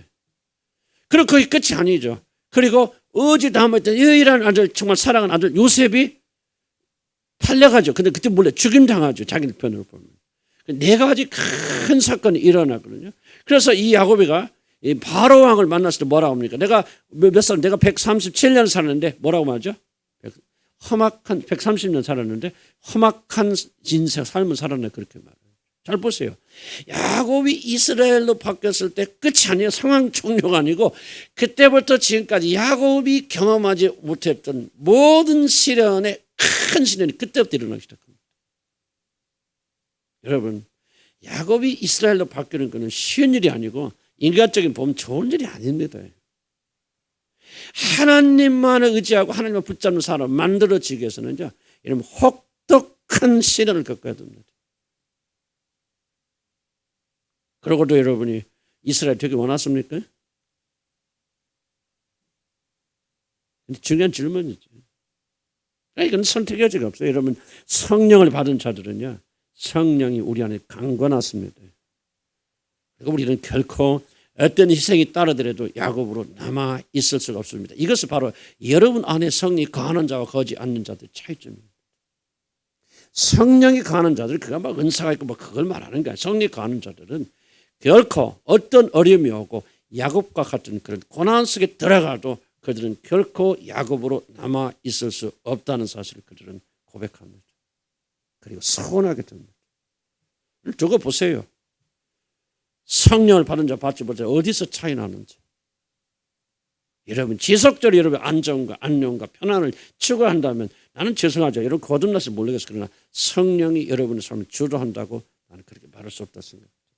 성령이 우리한테 주도하는 자들은 그런 삶을 살게 되어준다. 너무 어렵고 복잡하지 마세요. 복잡하게 생각하지 마. 두려워하지 마세요. 성령께서 조금씩 우리를 인도하여 나가시는데, 나는 지금 여러분 말씀드린 것은 이렇게 구원받는다는 말을 하는 것이 아니라 구원받은 자의 삶 속에서는 성령께서 여러분 이렇게 이끌어 가신다는 것을 여러분 강조할 것입니다. 좀만 갑시다. 고난의 끝이 아니고요. 사실 야곱은 이스라엘 바뀐 적부터 끊어지지 않는 진짜 고난 속에 들어가게 됩니다. 그는 자신을 고백했다는 말은 적어도 하나님께서 그를 이스라엘로 변화시키려는 그 전쟁에 자신을 드린다는 의미, 야곱이라는 육신을 하나님의 제단 위에 올려놓는 일을 야곱이 이때부터 시작하였다라는 그렇게 해석합니다. 자신의 이름을 고백한다는 것은 자신을 만드는 창조주 앞에서 자신의 존재를 깊이 인식한다고 하는 그런 뜻이 또 있습니다. 내가 누구냐 하는 거죠. 이 일이 필요한 것은 자신이 누구인지를 모르는 자는 결코 다른 사람이 될 수 없기 때문이다. 지난주에 약간 설명했습니다. 반드시 자신이 누구인지를 알아야만 사람은 거기서부터 발전된 참된 자기를 향해 나갈 수 있습니다. 그래서 무슨 말이냐, 야곱이 이스라엘이 되려면 그는 먼저 반드시 자신이 야곱이고 또 그 이름이 무엇을 의미하는지를 인정해야 됩니다. 그래야만이 지렁이 같은 야곱이 타작기를 상징하는 타작기계를 상징하는 이스라엘을 탈바꿈 할 수 있습니다. 많은 분들의 문제는 뭐냐면은 야곱이 누군지도 모르고 자기 자신이 야곱이라는 사실을 진정하게 인식하고 인정하고 고백하지도 않은 채 이스라엘이 되려고 한다는 거죠. 이게 주술입니다. 이것은 참된 의미에서 그런 결코 이스라엘이 될 수 없습니다. 이러면 변화되려면 지금 내가 누구인지 어떤 사람이 어떤 형편에 있는지를 먼저 이해하고 그리고 하나님 앞에 진지하게 고백해야 됩니다. 이 고백을 근거로 하나님께서 그를 변화시켜 주십니다. 야곱이 이스라엘 되려면 그는 반드시 그는 먼저 자신 야곱이고 또 그를 인정해야 된다. 바로 이것이 고백이 아주 중요한 의미입니다. 사람들이 변하지 않는 이유는 현재 자신의 모습을 있는 그대로 직면하지 않기 때문이고 자신을 고백하지 않기 때문입니다. 자신이 진정 그렇다는 사실을 인식하고 인정하지 않으면 새로운 존재가 될 필요를 전혀 발견할 수 없기 때문에 그는 변화되지 않은 채 그대로 남아있게 됩니다. 무화과 나무 잎으로 만든 가리개를 집어 던지지 않으면 하나님이 친히 지어주신 짐승옷을 걸칠 수가 없습니다. 우리들이 어렵게 되지 못한 이유는 물론 어렵게 되는 건 하나님 은혜로 막 믿음으로 되죠. 그러나 그 어려움을 여러분이 실감 있게 체험하지 못한 이유는 자기 자신을 직면하지 않기 때문에 그렇습니다. 여기서 하나님의 말씀이 가르친 중요한 사실은 사람들은 자신이 홀로 남을 때까지는 자신이 진정으로 누구인가를 묻는 질문을 의도적으로 피한다는 사실입니다. 그래서 대중 속에 있을 때는 우리들은 대중 속에 쉽게 숨을 수 있기 때문에 자기 자신 누구인지를 전혀 보지 못하고 알지 못합니다. 그래서 사람들은 자신에 대한 진실을 회피하기 위해서 의도적으로 대중을 선택합니다. 그리고 그 안에 성공하려고 합니다. 자, 인간들이 이런 고질적 문제 때문에 하나님께서 요단강 옆 야복 나루토의 야곱을 홀로 남기셨습니다. 자, 대중으로부터 분리시키죠. 뭐로부터 분리시키죠? 성공으로부터 분리시키죠. 제가 이런 그런 모든 재산과 아내들과 그리고 자식들과 종들과 모든 성공으로부터 야곱을 철저하게 분리시키죠. 왜? 대중 속에 있을 때는, 성공 속에 있을 때는 그 사람은 자기를 볼 수가 없어요. 그래서 그렇게 됐을 때는 평생 동안 내 이름이 무엇이냐고 물으시는 하나님의 음성을 듣지 못했을 것입니다. 야곱이는. 이 질문에 대하여 마음에서 우러난 진정한 자기 답변을 얻는 것이 이 싸움이 정요한 그런 핵심입니다. 야곱은 이 질문을 피하기 위해서 일생을 허비하며 살아왔습니다. 성공이라는 것. 20년의 기간 동안 이 질문, 네가 나는 야곱이야. 태어날 때 형의 발꿈치를 붙잡고 태어난 기주의자, 나는 어떻게든지 막 성공하려는 성공주의자라는 사실을 회피하기 위해서 뭐냐, 20년의 긴 동안 악을 물고 일만 했단 말이죠. 그러다 뭔가 성공했습니다. 그런데 하나님께서 의도적으로 뭡니까? 그걸 전부 강으로 강사를 두고 다 건너 보내시죠. 야곱이 뭐 안전을 위해서 그렇게 뭘 했든 결과가 뭡니까? 하나님께서 그를 주관하셔서 이제 자기가 이룬 어떤 업적도 그리고 야곱을 지켜줄 수 있는 어떤 사람도 남아있지는 않은 상태, 종도 다 떠나갔습니다. 그야말로 문자 그대로 홀로 남아있는 상태가 되었을 때 하나님이 질문하죠. 야곱아 너는 누구냐? 어려운 얘기예요. 난 쉬운 얘기라 생각 안 하고 여러분 다 이해하려고 난 기대를 안 합니다. 그러나 정말 여러분이 어느 시점에서는 그래서 내가 노트를 만들어 드리는 거예요. 나를 떠나가더라도 언제 여러분 믿음이 생겼을 때 한번 다시 볼 기회가 있을 때 정말 이걸 다시 한번 읽어보면서 여러분이 정말 참된 그리스도인이 되어지려면 언젠가 이런 반드시 야복강가에 홀로 남겨져. 나는 이 체험을 했습니다. 내가 나 간증 다 못해요. 그러나 나는 이 야복강가를 건너봤어요. 하루 이틀이 아니고 몇 년의 동안 나는 매일 살아있다고 하는 것이 죽는 것보다 더 고통스러운 난 지내봤어요. 야복강가에. 나 이거 알아요. 그래서 내가 주석책보 말하는 거 아니야. 난 내 삶 속에서 하나님 나와 씨름하셨기 때문에 나는 이걸 자신 있게 내가 내 속에서 나오는 거야, 이 글이. 나는 씨름해봤어요. 야복강가에 남겨봤어요. 난 내 아내에게도 내 자식에게도 말하지 못하는 그런 쓰라린 야복강가에서 나 홀로 남아서 심각하게 도전받게 될 때 하나님이 던진 질문이 뭐냐 이거예요. 이어준 네가 누구냐. 그때 나가 무슨 고백? 하루아침 안 돼요. 나는 이런 사람입니다. 내가 열심히 일하고 뭐 했던 전부 다 나의 성공과 나의 자랑과 그때부터 쫙 파노라마처럼 펼쳐지는 거예요. 내가 왜 아내하고 어려웠던지, 뭐, 가정 왜 그랬지, 왜 교회에서 뭘 했지, 모든 것들이 쫙 펼쳐지는 거예요. 난 건너봤어요.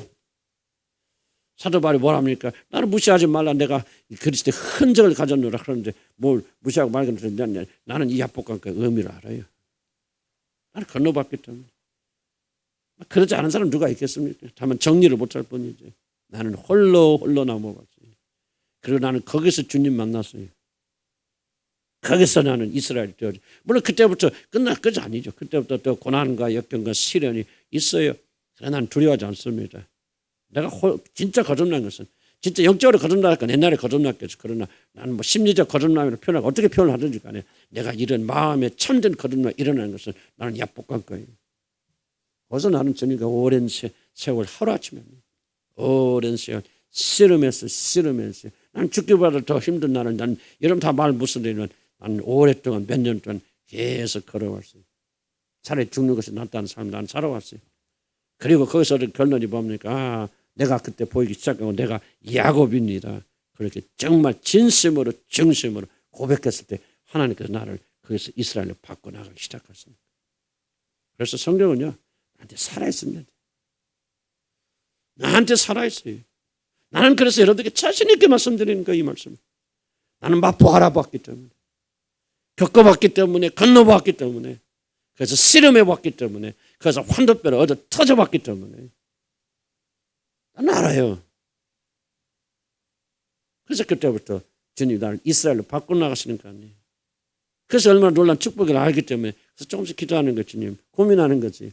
왜 나는 이렇게 고난이 적을까? 왜 이렇게 나는 편안한 삶 사는 거야?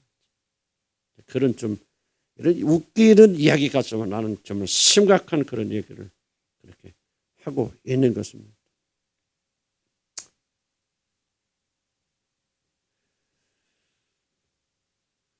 중간 봅시다. 하나님의 정말 예상할 수 없는 질문을 받은 야곱은 아마도 생애 처음 정말 진지하게 도대체 나는 누구인가, 나는 무엇을 위하여 이렇게 살아왔느냐는 질문을 스스로 던졌을 것이다. 이제 홀로 남은 야곱은 자신을 방어하는 모든 보호막을 내려놓고 진심으로 이 질문을 깊이 생각해 봅니다. 나는 이게 좀 하나님이 야곱과 함께 버리신 씨름이라고 생각합니다. 마치 죽음을 앞둔 사람이 생애 처음으로 이런 질문을 던지듯이 우리 모두에게도 반드시 이런 밤이 필요합니다.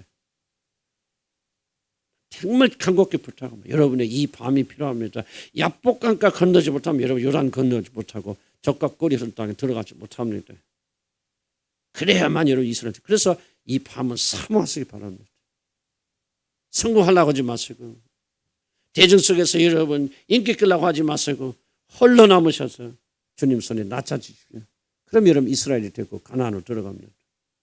물론 이 질문 던지시면 하나님이죠. 그렇다고 우리는 이 질문 하나님 직접 귀에 들린 음성으로 그리고 여기서 한 번 하셨다고 생각할 필요 없습니다. 하나님께서는 야곱의 깊은 시면이 줄기차게 저는 오랜 세월 동안 몇 년의 기간 동안 주님이 계속 이 질문을 던져왔지만 저는 의도적으로 피해왔습니다.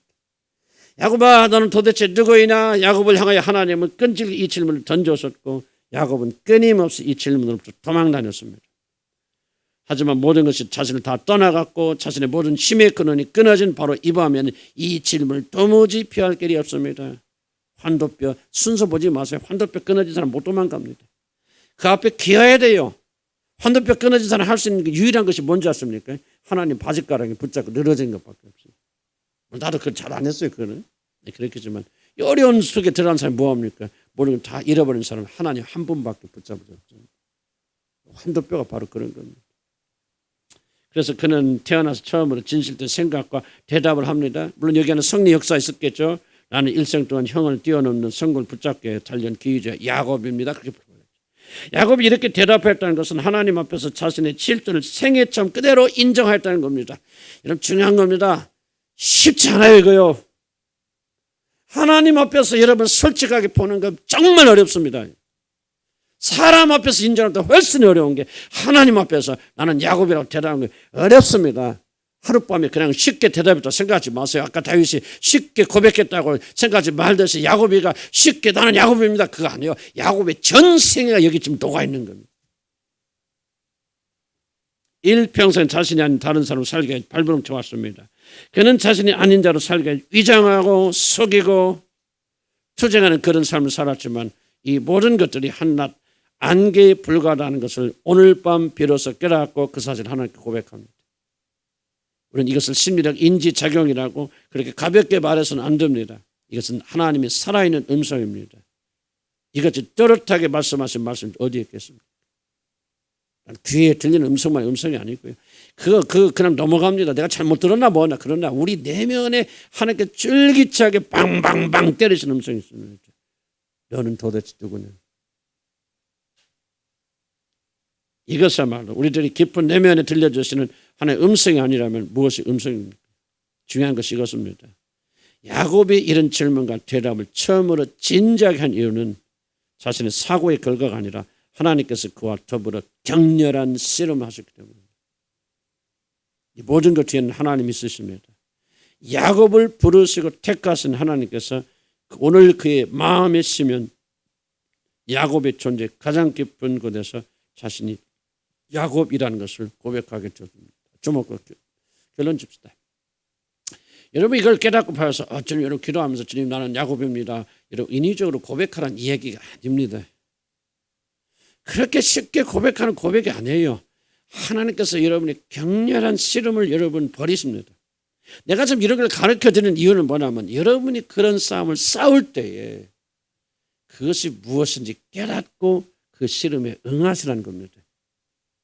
나는 여러분들이 강의할 때마다 두려운 것은 야 그래 그 야곱이가 그렇게 기도해서 그래 나도 그래 한번 기도하지 하나님 나는 야곱입니다. 주여 이렇게 아멘 하고 내가 여러분 이스라엘을 듣다고 착각하지 마시기 바랍니다. 말씀은 그런 식으로 주어지지 않습니다. 여러분 야곱이는 투쟁한 투쟁을 벌였는데 기억하시기 바랍니다. 여러분도 야곱과 똑같은 투쟁을 벌여야 됩니다. 하나님은 야곱은 그렇게 구원하시고 우리는 달리 구원하시는 그게 아니에요 여러분들. 다만 우리들이 이 성경에 기록된 걸 보면서 지금 내가 싸우고 있는 건 다른 게 아니다. 하나님께서 나를 야곱에서 이스라엘로 바꿔나가신 은혜로운 씨름이다 하는 것을 여러분이 깨닫고 용기를 내어서 그 싸움에 전적으로 순종하여서 부서지고 깨어져서 이스라엘로 되어지라고 하는 말씀을 기록한 것이죠.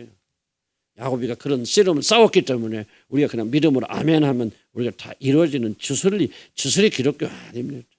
똑같은 싸움을 싸워야 됩니다. 다만 우리에게 기쁜 소식은 뭡니까? 이 싸움을 앞서 나가시 싸우셔 승리하신 대장군 우리 주 예수 그리스도 있잖아요.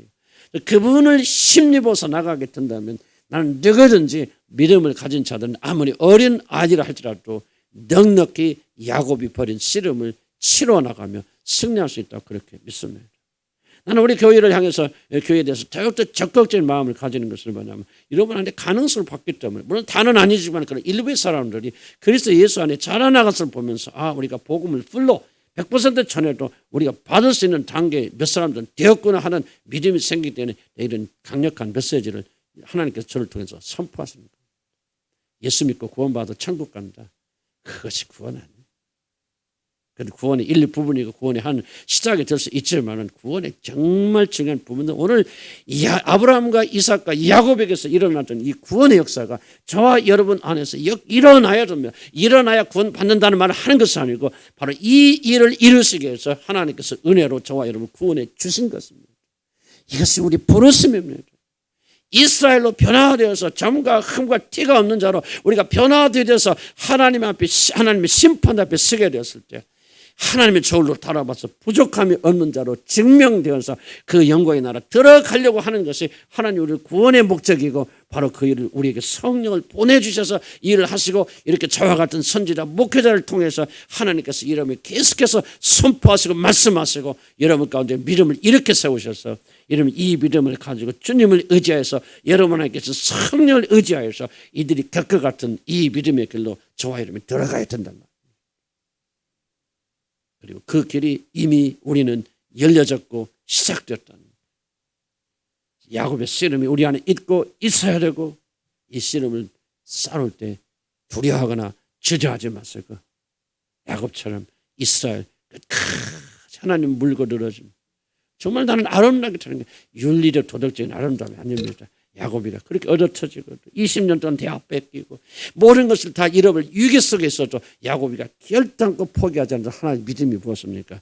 바로 하나님과 겨루어 이기는 것. 그런 열심을 가지기를 주님을 단지 축복합니다. 기도합시다.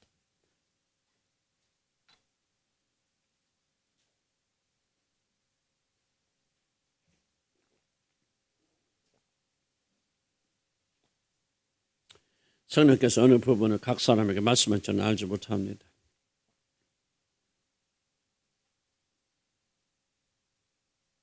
저는 감사하는 것은 우리 주님의 한 교회가 그래도 상당한 숫자들은 이 전쟁에 이미 들어가고 있다는 사실을 저는 깨닫게 되고 알게 되었죠. 하나님께서 여러분 다루고 계신다는 것을 감사함으로 받아들입니다. 저도 우리는 예수 믿고 대충 살다가 천국 가는 그런 믿음을 가지지 말길 바랍니다. 오늘 여기서 말씀하신 대로 야곱의 씨름 기어이 이스라엘로 바꿔주는 놀라운 축복을 누리기를 난 주의 이름으로 간절히 축복합니다. 먼저 우리가 기도할 것은 하나님 야곱의 열정과 열심을 주시옵소서. 야곱에는 그 어려움 속에서도 환도뼈가 부러지는 상황 속에서도 결단코 하나님을 놓지 아니하였습니다. 그러면 여러분 소망이 있습니다. 포기하지 마십시오. 잘 못해도 괜찮아요. 여러분의 열심이 부족해도 괜찮습니다. 실수하고 실패해도 괜찮습니다.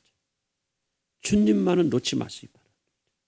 야곱처럼 끝까지 씨름하셔서 이기시기 바랍니다. 그분이 나를 축복해 줄 때까지 이스라엘로 변화시켜 줄 때까지 그분을 포기하지 말기 바랍니다. 왜? 하늘에서 우리 주님 아직도 포기하지 않고 우리를 위해서 간구하고 계시지 않습니까? 주여 한번 부르고 하나님이 내게 야곱의 믿음을 주셨어요. 주님과 더불어 씨름하게 될 때 꼭 승리하도록 하나님 나를 붙잡아 주시옵소서. 주여 주님을 결단코 포기하지 않도록 하나님 나를 붙들어 주시옵소서. 심차게 주여 한번 부르고 기도합니다. 주여 아버지 하나님 우리에게 야곱의 믿음을 허락하여 주시라 아버지 간절히 허락하고 원합니다. 어떤 경우에서도 우리가 포기하지 않기 바랍니다. 야곱의 믿음이 무엇입니까? 하나님과 더불어 싸우세요. 하나님 한도뼈가 부러져도 아버지 모든 것을 다 이런 위기 속에 들어가도 야곱은 결단코 하나님을 놓지 아니하고 하나님 나를 축복할 때까지 나는 하나님을 보내드릴 수 없습니다. 하나님 나를 축복해 주시옵소서. 우리 야곱은 계속해서 그렇게 하나님께 매달리고 있지 않습니까? 하나님이여 나는 오늘 우리에게 이 믿음을 주시기를 소원합니다. 하나님이여 우리 주님을 한 교인들에게 이 믿음을 주시려 버리 간절히 바라고 원합니다.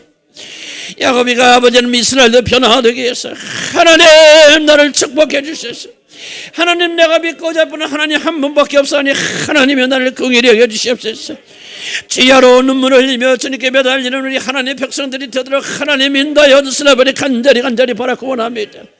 하나님이여 야곱에게 주시는 그 끈질긴 마음 우리 가운데 오늘 부어주시고 힘을 다하여 주셔서 하나님이여 우리는 결단코 하나님을 놓지 않고 나가는 죄들 되도록 하나님 인도하여 주시고 하나님 믿음을 가지고 나가는 죄들 되도록 하나님 이끌어 주시려 버리 간절히 바라고 원합니다.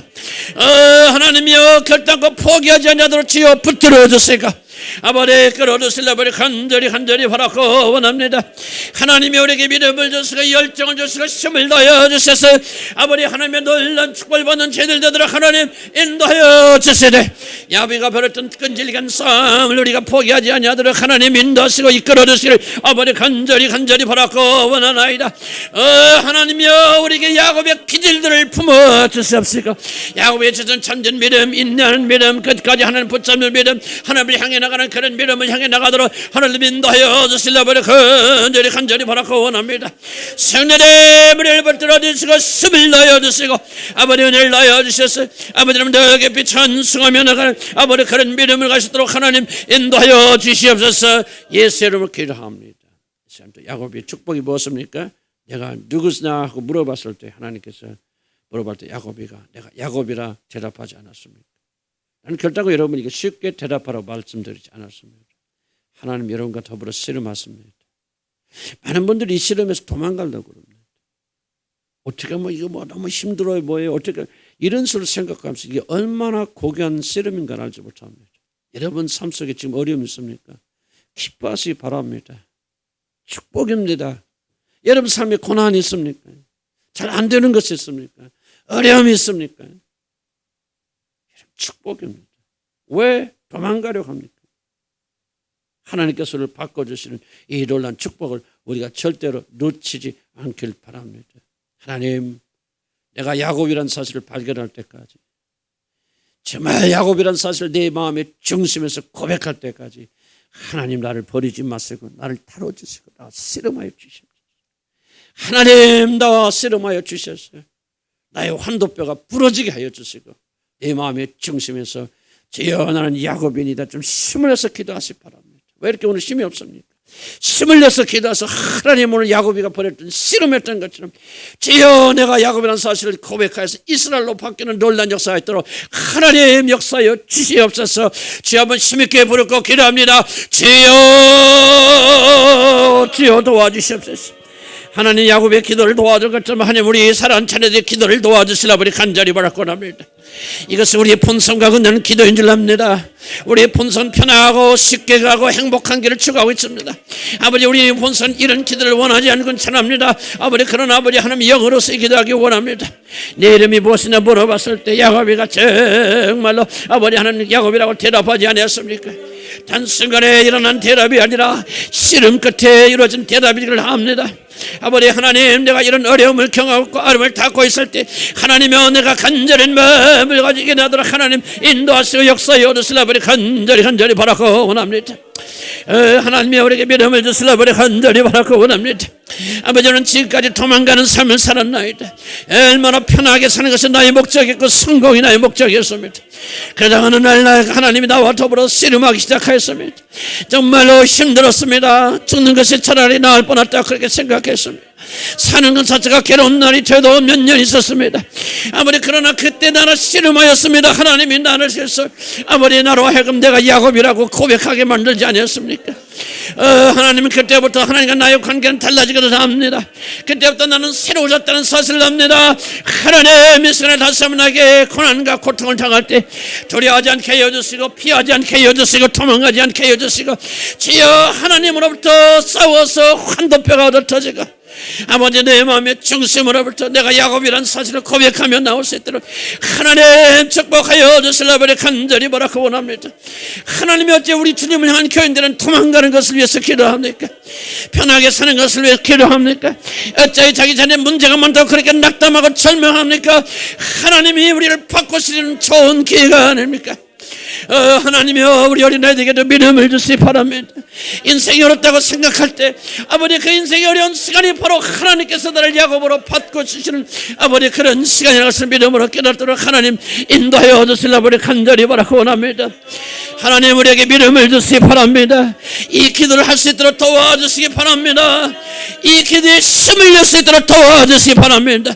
먹고 마시는 물질을 위해 구하는 자 되지 않게 하시고 세상 사람처럼 세상의 쾌락을 위해서 구하는 자들 되지 않게 하시고 여호와 하나님이여 나를 부수시사 내가 야곱이라는 사실을 고백하게 인도하여 주시옵소서. 내 이름이 무엇이냐 내 이름이 무엇이냐 하나님께서 물어봤을 때 주여 나는 야곱입니다 이렇게 살아왔습니다. 하나님이여 나를 긍휼히 여겨주시고 불쌍히 여겨주셨어. 아버지 야곱이 하는 참전 이스라엘로 바뀌어지는 놀란 축복이 있도록 하나님 인도하여 주시려고 간절히 바라고 원합니다. 세상에 취하지 않기 원합니다. 세상에 취하지 않기 원합니다. 세상의 행복을 행복으로 삼기 원합니다. 하나님이여 나에게 고통을 주시고 고난을 주시고 연단을 주시고 어려움을 허락하여 주셨어. 하나님이여 내가 야곱뿐임을 알게 하여 주시고 이제 하나님께서 나를 이스라엘로 바꿔주시는 놀라운 축복이 있도록 인도하여 주옵소서. 그 사람은 날로 부패하고 힘들지만 내 속사람 날로 강건하여 지도록 하나님 인도하여 주시려고 간절히 바라고 원합니다. 하나님을 알기 원합니다. 세상에서 행복을 원하지 않습니다. 세상에서 잘 먹고 잘 사는 것을 하나님 바라지 않습니다. 주님 나는 세상에서 고난받았다. 주님 이스라엘로 바꾸기를 원합니다. 하나님 인정받는 사람이 되기 원합니다. 하나님의 사랑을 받는 자가 되기 원합니다. 하나님의 모든 것을 받아들인 아버지 그런 자가 되기 있도록 하나님 인도하여 주시옵소서. 하나님 씨름하여 주시옵소서. 이 씨름을 이기게 하여 주옵소서. 이 씨름을 통과하게 하여 주시옵소서. 이 씨름을 통해서 춤을 변화되게 인도하여 주시옵소서. 마지막으로 한 번만 더 기도합니다. 그러니까 혹시라도 이런 씨름을 하고 있다 하는 그런 비슷한 느낌을 가지고 있는 분들 계십니다. 이 씨름은 뭐 구태여 여러분 아무런 잘못이 없는데 여러분이 당하는 어떤 고난만을 의미하지 않습니다. 우리가 실수하고 우리가 죄를 지어서 당하는 고난도 여러분 어려움도 여러분 나는 이 속에 들어갈 수 있다고 생각이 들었습니다. 이 씨름 뒤에는 그래서 뭡니까? 우리가 당하는 고난과 어려움은 하나님이 나와 버린 씨름이라고 생각하면 확 바꿔줍니다. 이해가 달라집니다. 이길 수 있는 힘이 생깁니다. 그렇구나.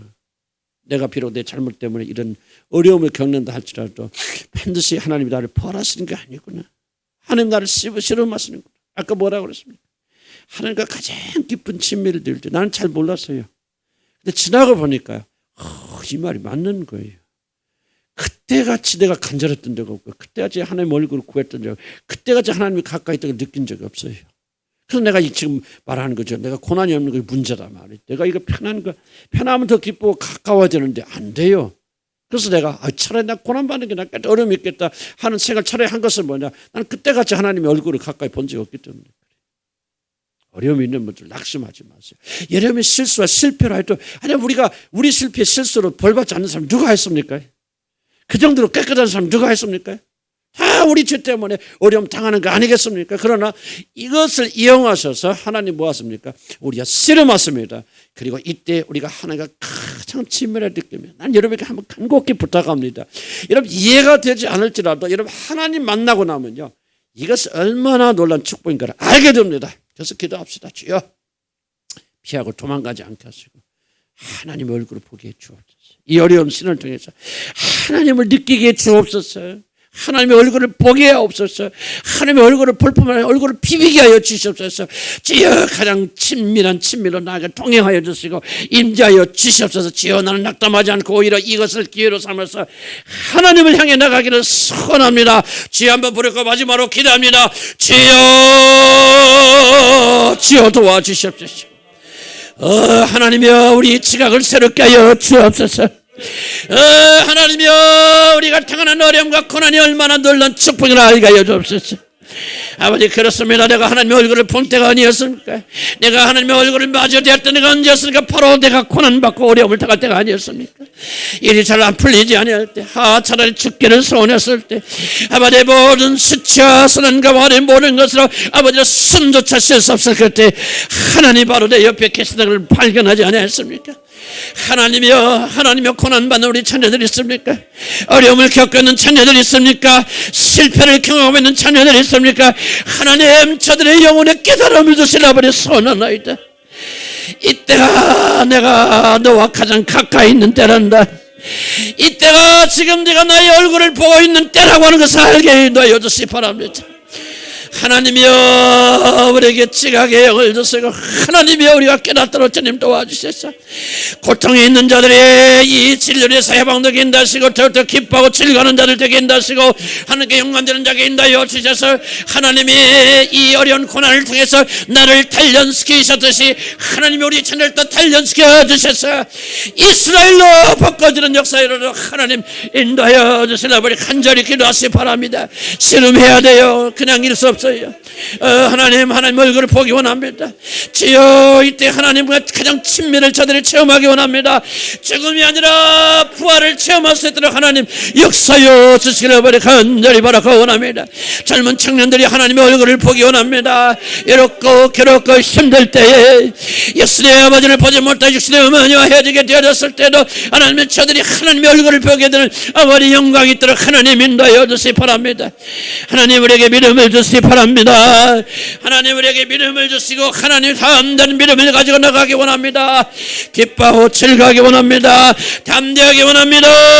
숨을 내기 원합니다. 주여 함께하여 주시고 아무리 역사하여 주시라 우리 간절히 바라고 원합니다. 저울음의 깊은 잠에 빠지지 않게 하여 주시고 사단의 아버지 법에게 넘어가지 않게 해주시고 오늘 잠자는 자들이 일어서게 인도하여 주시기 바랍니다. 부활되기 원합니다. 영혼이 새로워지기 원합니다. 숨을 가지기 원합니다. 불타오른 역사 일어나기 원합니다. 숨을 가지고 나가는 귀한 역사가 일어나시도록 하나님 도와주시고 힘을 넣어 주셔서 아버님의 찬송에 나가도록 인도하여 주시옵소서. 예수 이름으로 기도합니다. 아멘. 하나님 오늘 말씀을 깊이 새기고 가기 원합니다. 정말 제 삶 속에서 저는 이 하나님을 만났고 체험했고 이것이 나를 영원히 변화시켰습니다. 나는 우리 여기 앉아 계신 하나님의 사랑하는 백성들도 야복강가에 홀로 나와서 하는 게 씨름할 때 제 얼굴을 보는 자들이 일어나기를 소원합니다. 우리 교인들에게 하나님 한 명씩 두 명씩 이렇게 구원해 주셔서 하나님의 얼굴을 보는 자들이 늘어나게 해주시고 감사드리고 우리 지학교 중등부 고등부 그리고 교사들 그리고 우리 어머니들 아버지들 우리 조기태 성도 이렇게까지 하나님의 평강 역사가 임하도록 인도하여 주시옵소서. 우리 깊이 읽고 이 일을 이뤄나갈 줄 믿습니다. 코로나의 어려운 기간을 통해서 우리는 더욱더 하나님 더 알아가고 하나님과 하나 되는 놀라운 축복이 있을 줄 압니다. 후퇴 없습니다. 뒤로 물러감이 없습니다. 하나님 축복하시고 역사하여 주시옵소서. 예수 그리스도의 귀하신 이름으로 기도합니다. 아멘. 한 가지 광고사항이 있는데요. 우리 김혜인 자매가 오래전부터 저하고 같이 상의를 했었고 계속 기도해 왔는데요. 지금 세종시로 이사 가서 굉장히 어렵고 3시간 이상 걸리는데요. 아들이 계속해서 지금 차로 날라졌는데 우리 은영이가 이제 그 천안인 거지로 내려가야 되는데요. 그래서 교회 참석하기 어려운 그런 상황이 되어졌고 그래서 김혜인 자매가 아무래도 저하고 많이 오랫동안 상의했어요. 도무지 너무 남편도 핍박을 하고 또 가족끼리 연합을 해서 좀 그렇게 해야 되겠다고 하는 그런 것을 해서 우리 지난주에도 저하고 또 이야기도 나눴고 그래서 제가 기쁨으로 그렇게 하도록 허락을 했습니다. 그래서 당분간은 좀 왔다 갔다 할 거예요. 교회가 안정될 때까지는 한 달에 한 번씩이라도 또 수요일날도 자주 오게 되어지고 그렇지만은 좀 이제 근본적으로 이제 떠나 보낼 때가 된 것 같고 너무 힘들어요. 세종세적에 올라오면요 새벽 6시 출발해야 됩니다. 예배 드리려고. 그래서 나도 너무나도 같이 이제 언영에 있을 때는 차로 이렇게 오는데 그렇지 않으면 굉장히 어려운 상황에서 내가 좀 자유함을 드렸어요. 그래서 하나님께 우리 감사드리고 기쁨으로 그래서 여러분 만나더라도 왜 안 와서 그런 얘기 하지 마시고요. 좀 이렇게 보내드리는 그런 상황. 코로나 이 기간이 되면서 또 우리 그 십자치학교도 좀 정리해서 다른 교인들 2분, 3분만 빼고 지금 또 보내드렸고 이렇게 하는 식으로. 그래서 저희 임무 중 하나는 이제 훈련시켜서 보내드리고 훈련식 보냈어요. 또 보면 또 이렇게 좀 새로운 분들이 오세요. 믿음의 인물들 우리 주영숙 우리 자매도 어떻게 주님을 사모하는지 오셔서 많은 은혜 주시고 생각지도 않은 기아가 또 등록은 안 했지만 오늘은 어디 시험 보러 간대요. 그런데 계속해서 자기가 출석하겠다. 그렇게 좀 기아가 또 그렇게 등록 아니면 등록을 했고 또 참 그래 하나님의 은혜가 좀 있고 그래요. 그래서 우리가 좀 이렇게 되면 이제 우리 교회가 거의 정리가 좀 되어져 나가는 그런 상황이 되지 않나 생각이 되고 1시간 정도 떨어진 것은 서울에서는 그건 길도 아니고 제일로 멋진 분이 이제 수지에서 오신 분들 조금 뭐나 그러면 한 2시간 이상 그 2시간 반 걸리죠. 수지에서. 그래도 정말 사모하는 심정으로 오셔서 저렇게 열심히 그렇게 하시고 우리 조계대 성도님이 얼마나 참 내가 참 기적 얼마나 그렇게 열심히 하시는지 몰라요. 와서 앉자마자 어떻게 열심히 기도하시는지. 오늘 나를 보더니 목사님 그러면서 뭐 앉았지? 자기 손을 이렇게 목사님 그런 게 87세 할아버지가 너무 기분 목사님 그러면서 오셔서 열심히 기도. 나 그분이 글 쓰는 거 보고 정말 놀래요. 하나님 살아계신다. 역사하신다. 그래서 우리 교회는 어쩔 수 없어요. 아무나 오라고 할 수가 없어요. 뭐 오신다고 그래서 내가 아무나 오라 못하는 거예요. 우리 교회 적응이 안 되잖아요. 근데 하나님 사모하는 자들 그리고 복음에 눈 떠 있는 자들은요 와요. 둘씩 보여주시고 또 그래서 하나님께서 또 생각지도 않은 뭐 기하는 나는 꿈도 못 꿨거든요. 오리라고 우리 정숙 우리 성도님도 우리가 좀 생각지도 않은 분이에요. 근데 오셔서 얼마나 저렇게 아름답게 신앙생활 하시는지 잘 모르고 어려움 겪고 있고 그런 가정도 많이 있고 그래요. 그냥 여러분 낙심하지 마시고 힘을 내고 이 어려움이 결코 하나님께서 어려움을 주실 때 어려움을 주시는 거 아니고 우리가 승리를 주시니까 믿음을 가지고 서로 격려하시고 그리고 또 지금 어려움을 겪고 있는 우리 누구야 이영희 자매 우리 누구지 갑자기 도빈이 위에서 많이 기도해 주시고 김은희 자매 남편 되신 분 말기암입니다. 그냥 말기가 아니고 그냥 암이 아니고 말기암이에요. 그래서 아마 의학적으로는 거의 좀 소생하기 어려운 그런 상황입니다. 그래도 잘 받고 있고요. 또 기도 많이 하고 어려우니까 말이지. 이영희 자매 남편도 그런데 교회 안 다니고 열심히 기도하라고 그러라고. 그래서 하나님께서 뭔가 좀 역사하신다 그렇게 믿어요. 그래서 힘을 내시고 또 승리하시기를 주의 이름으로 간절히 축복합니다. 아멘. 아멘.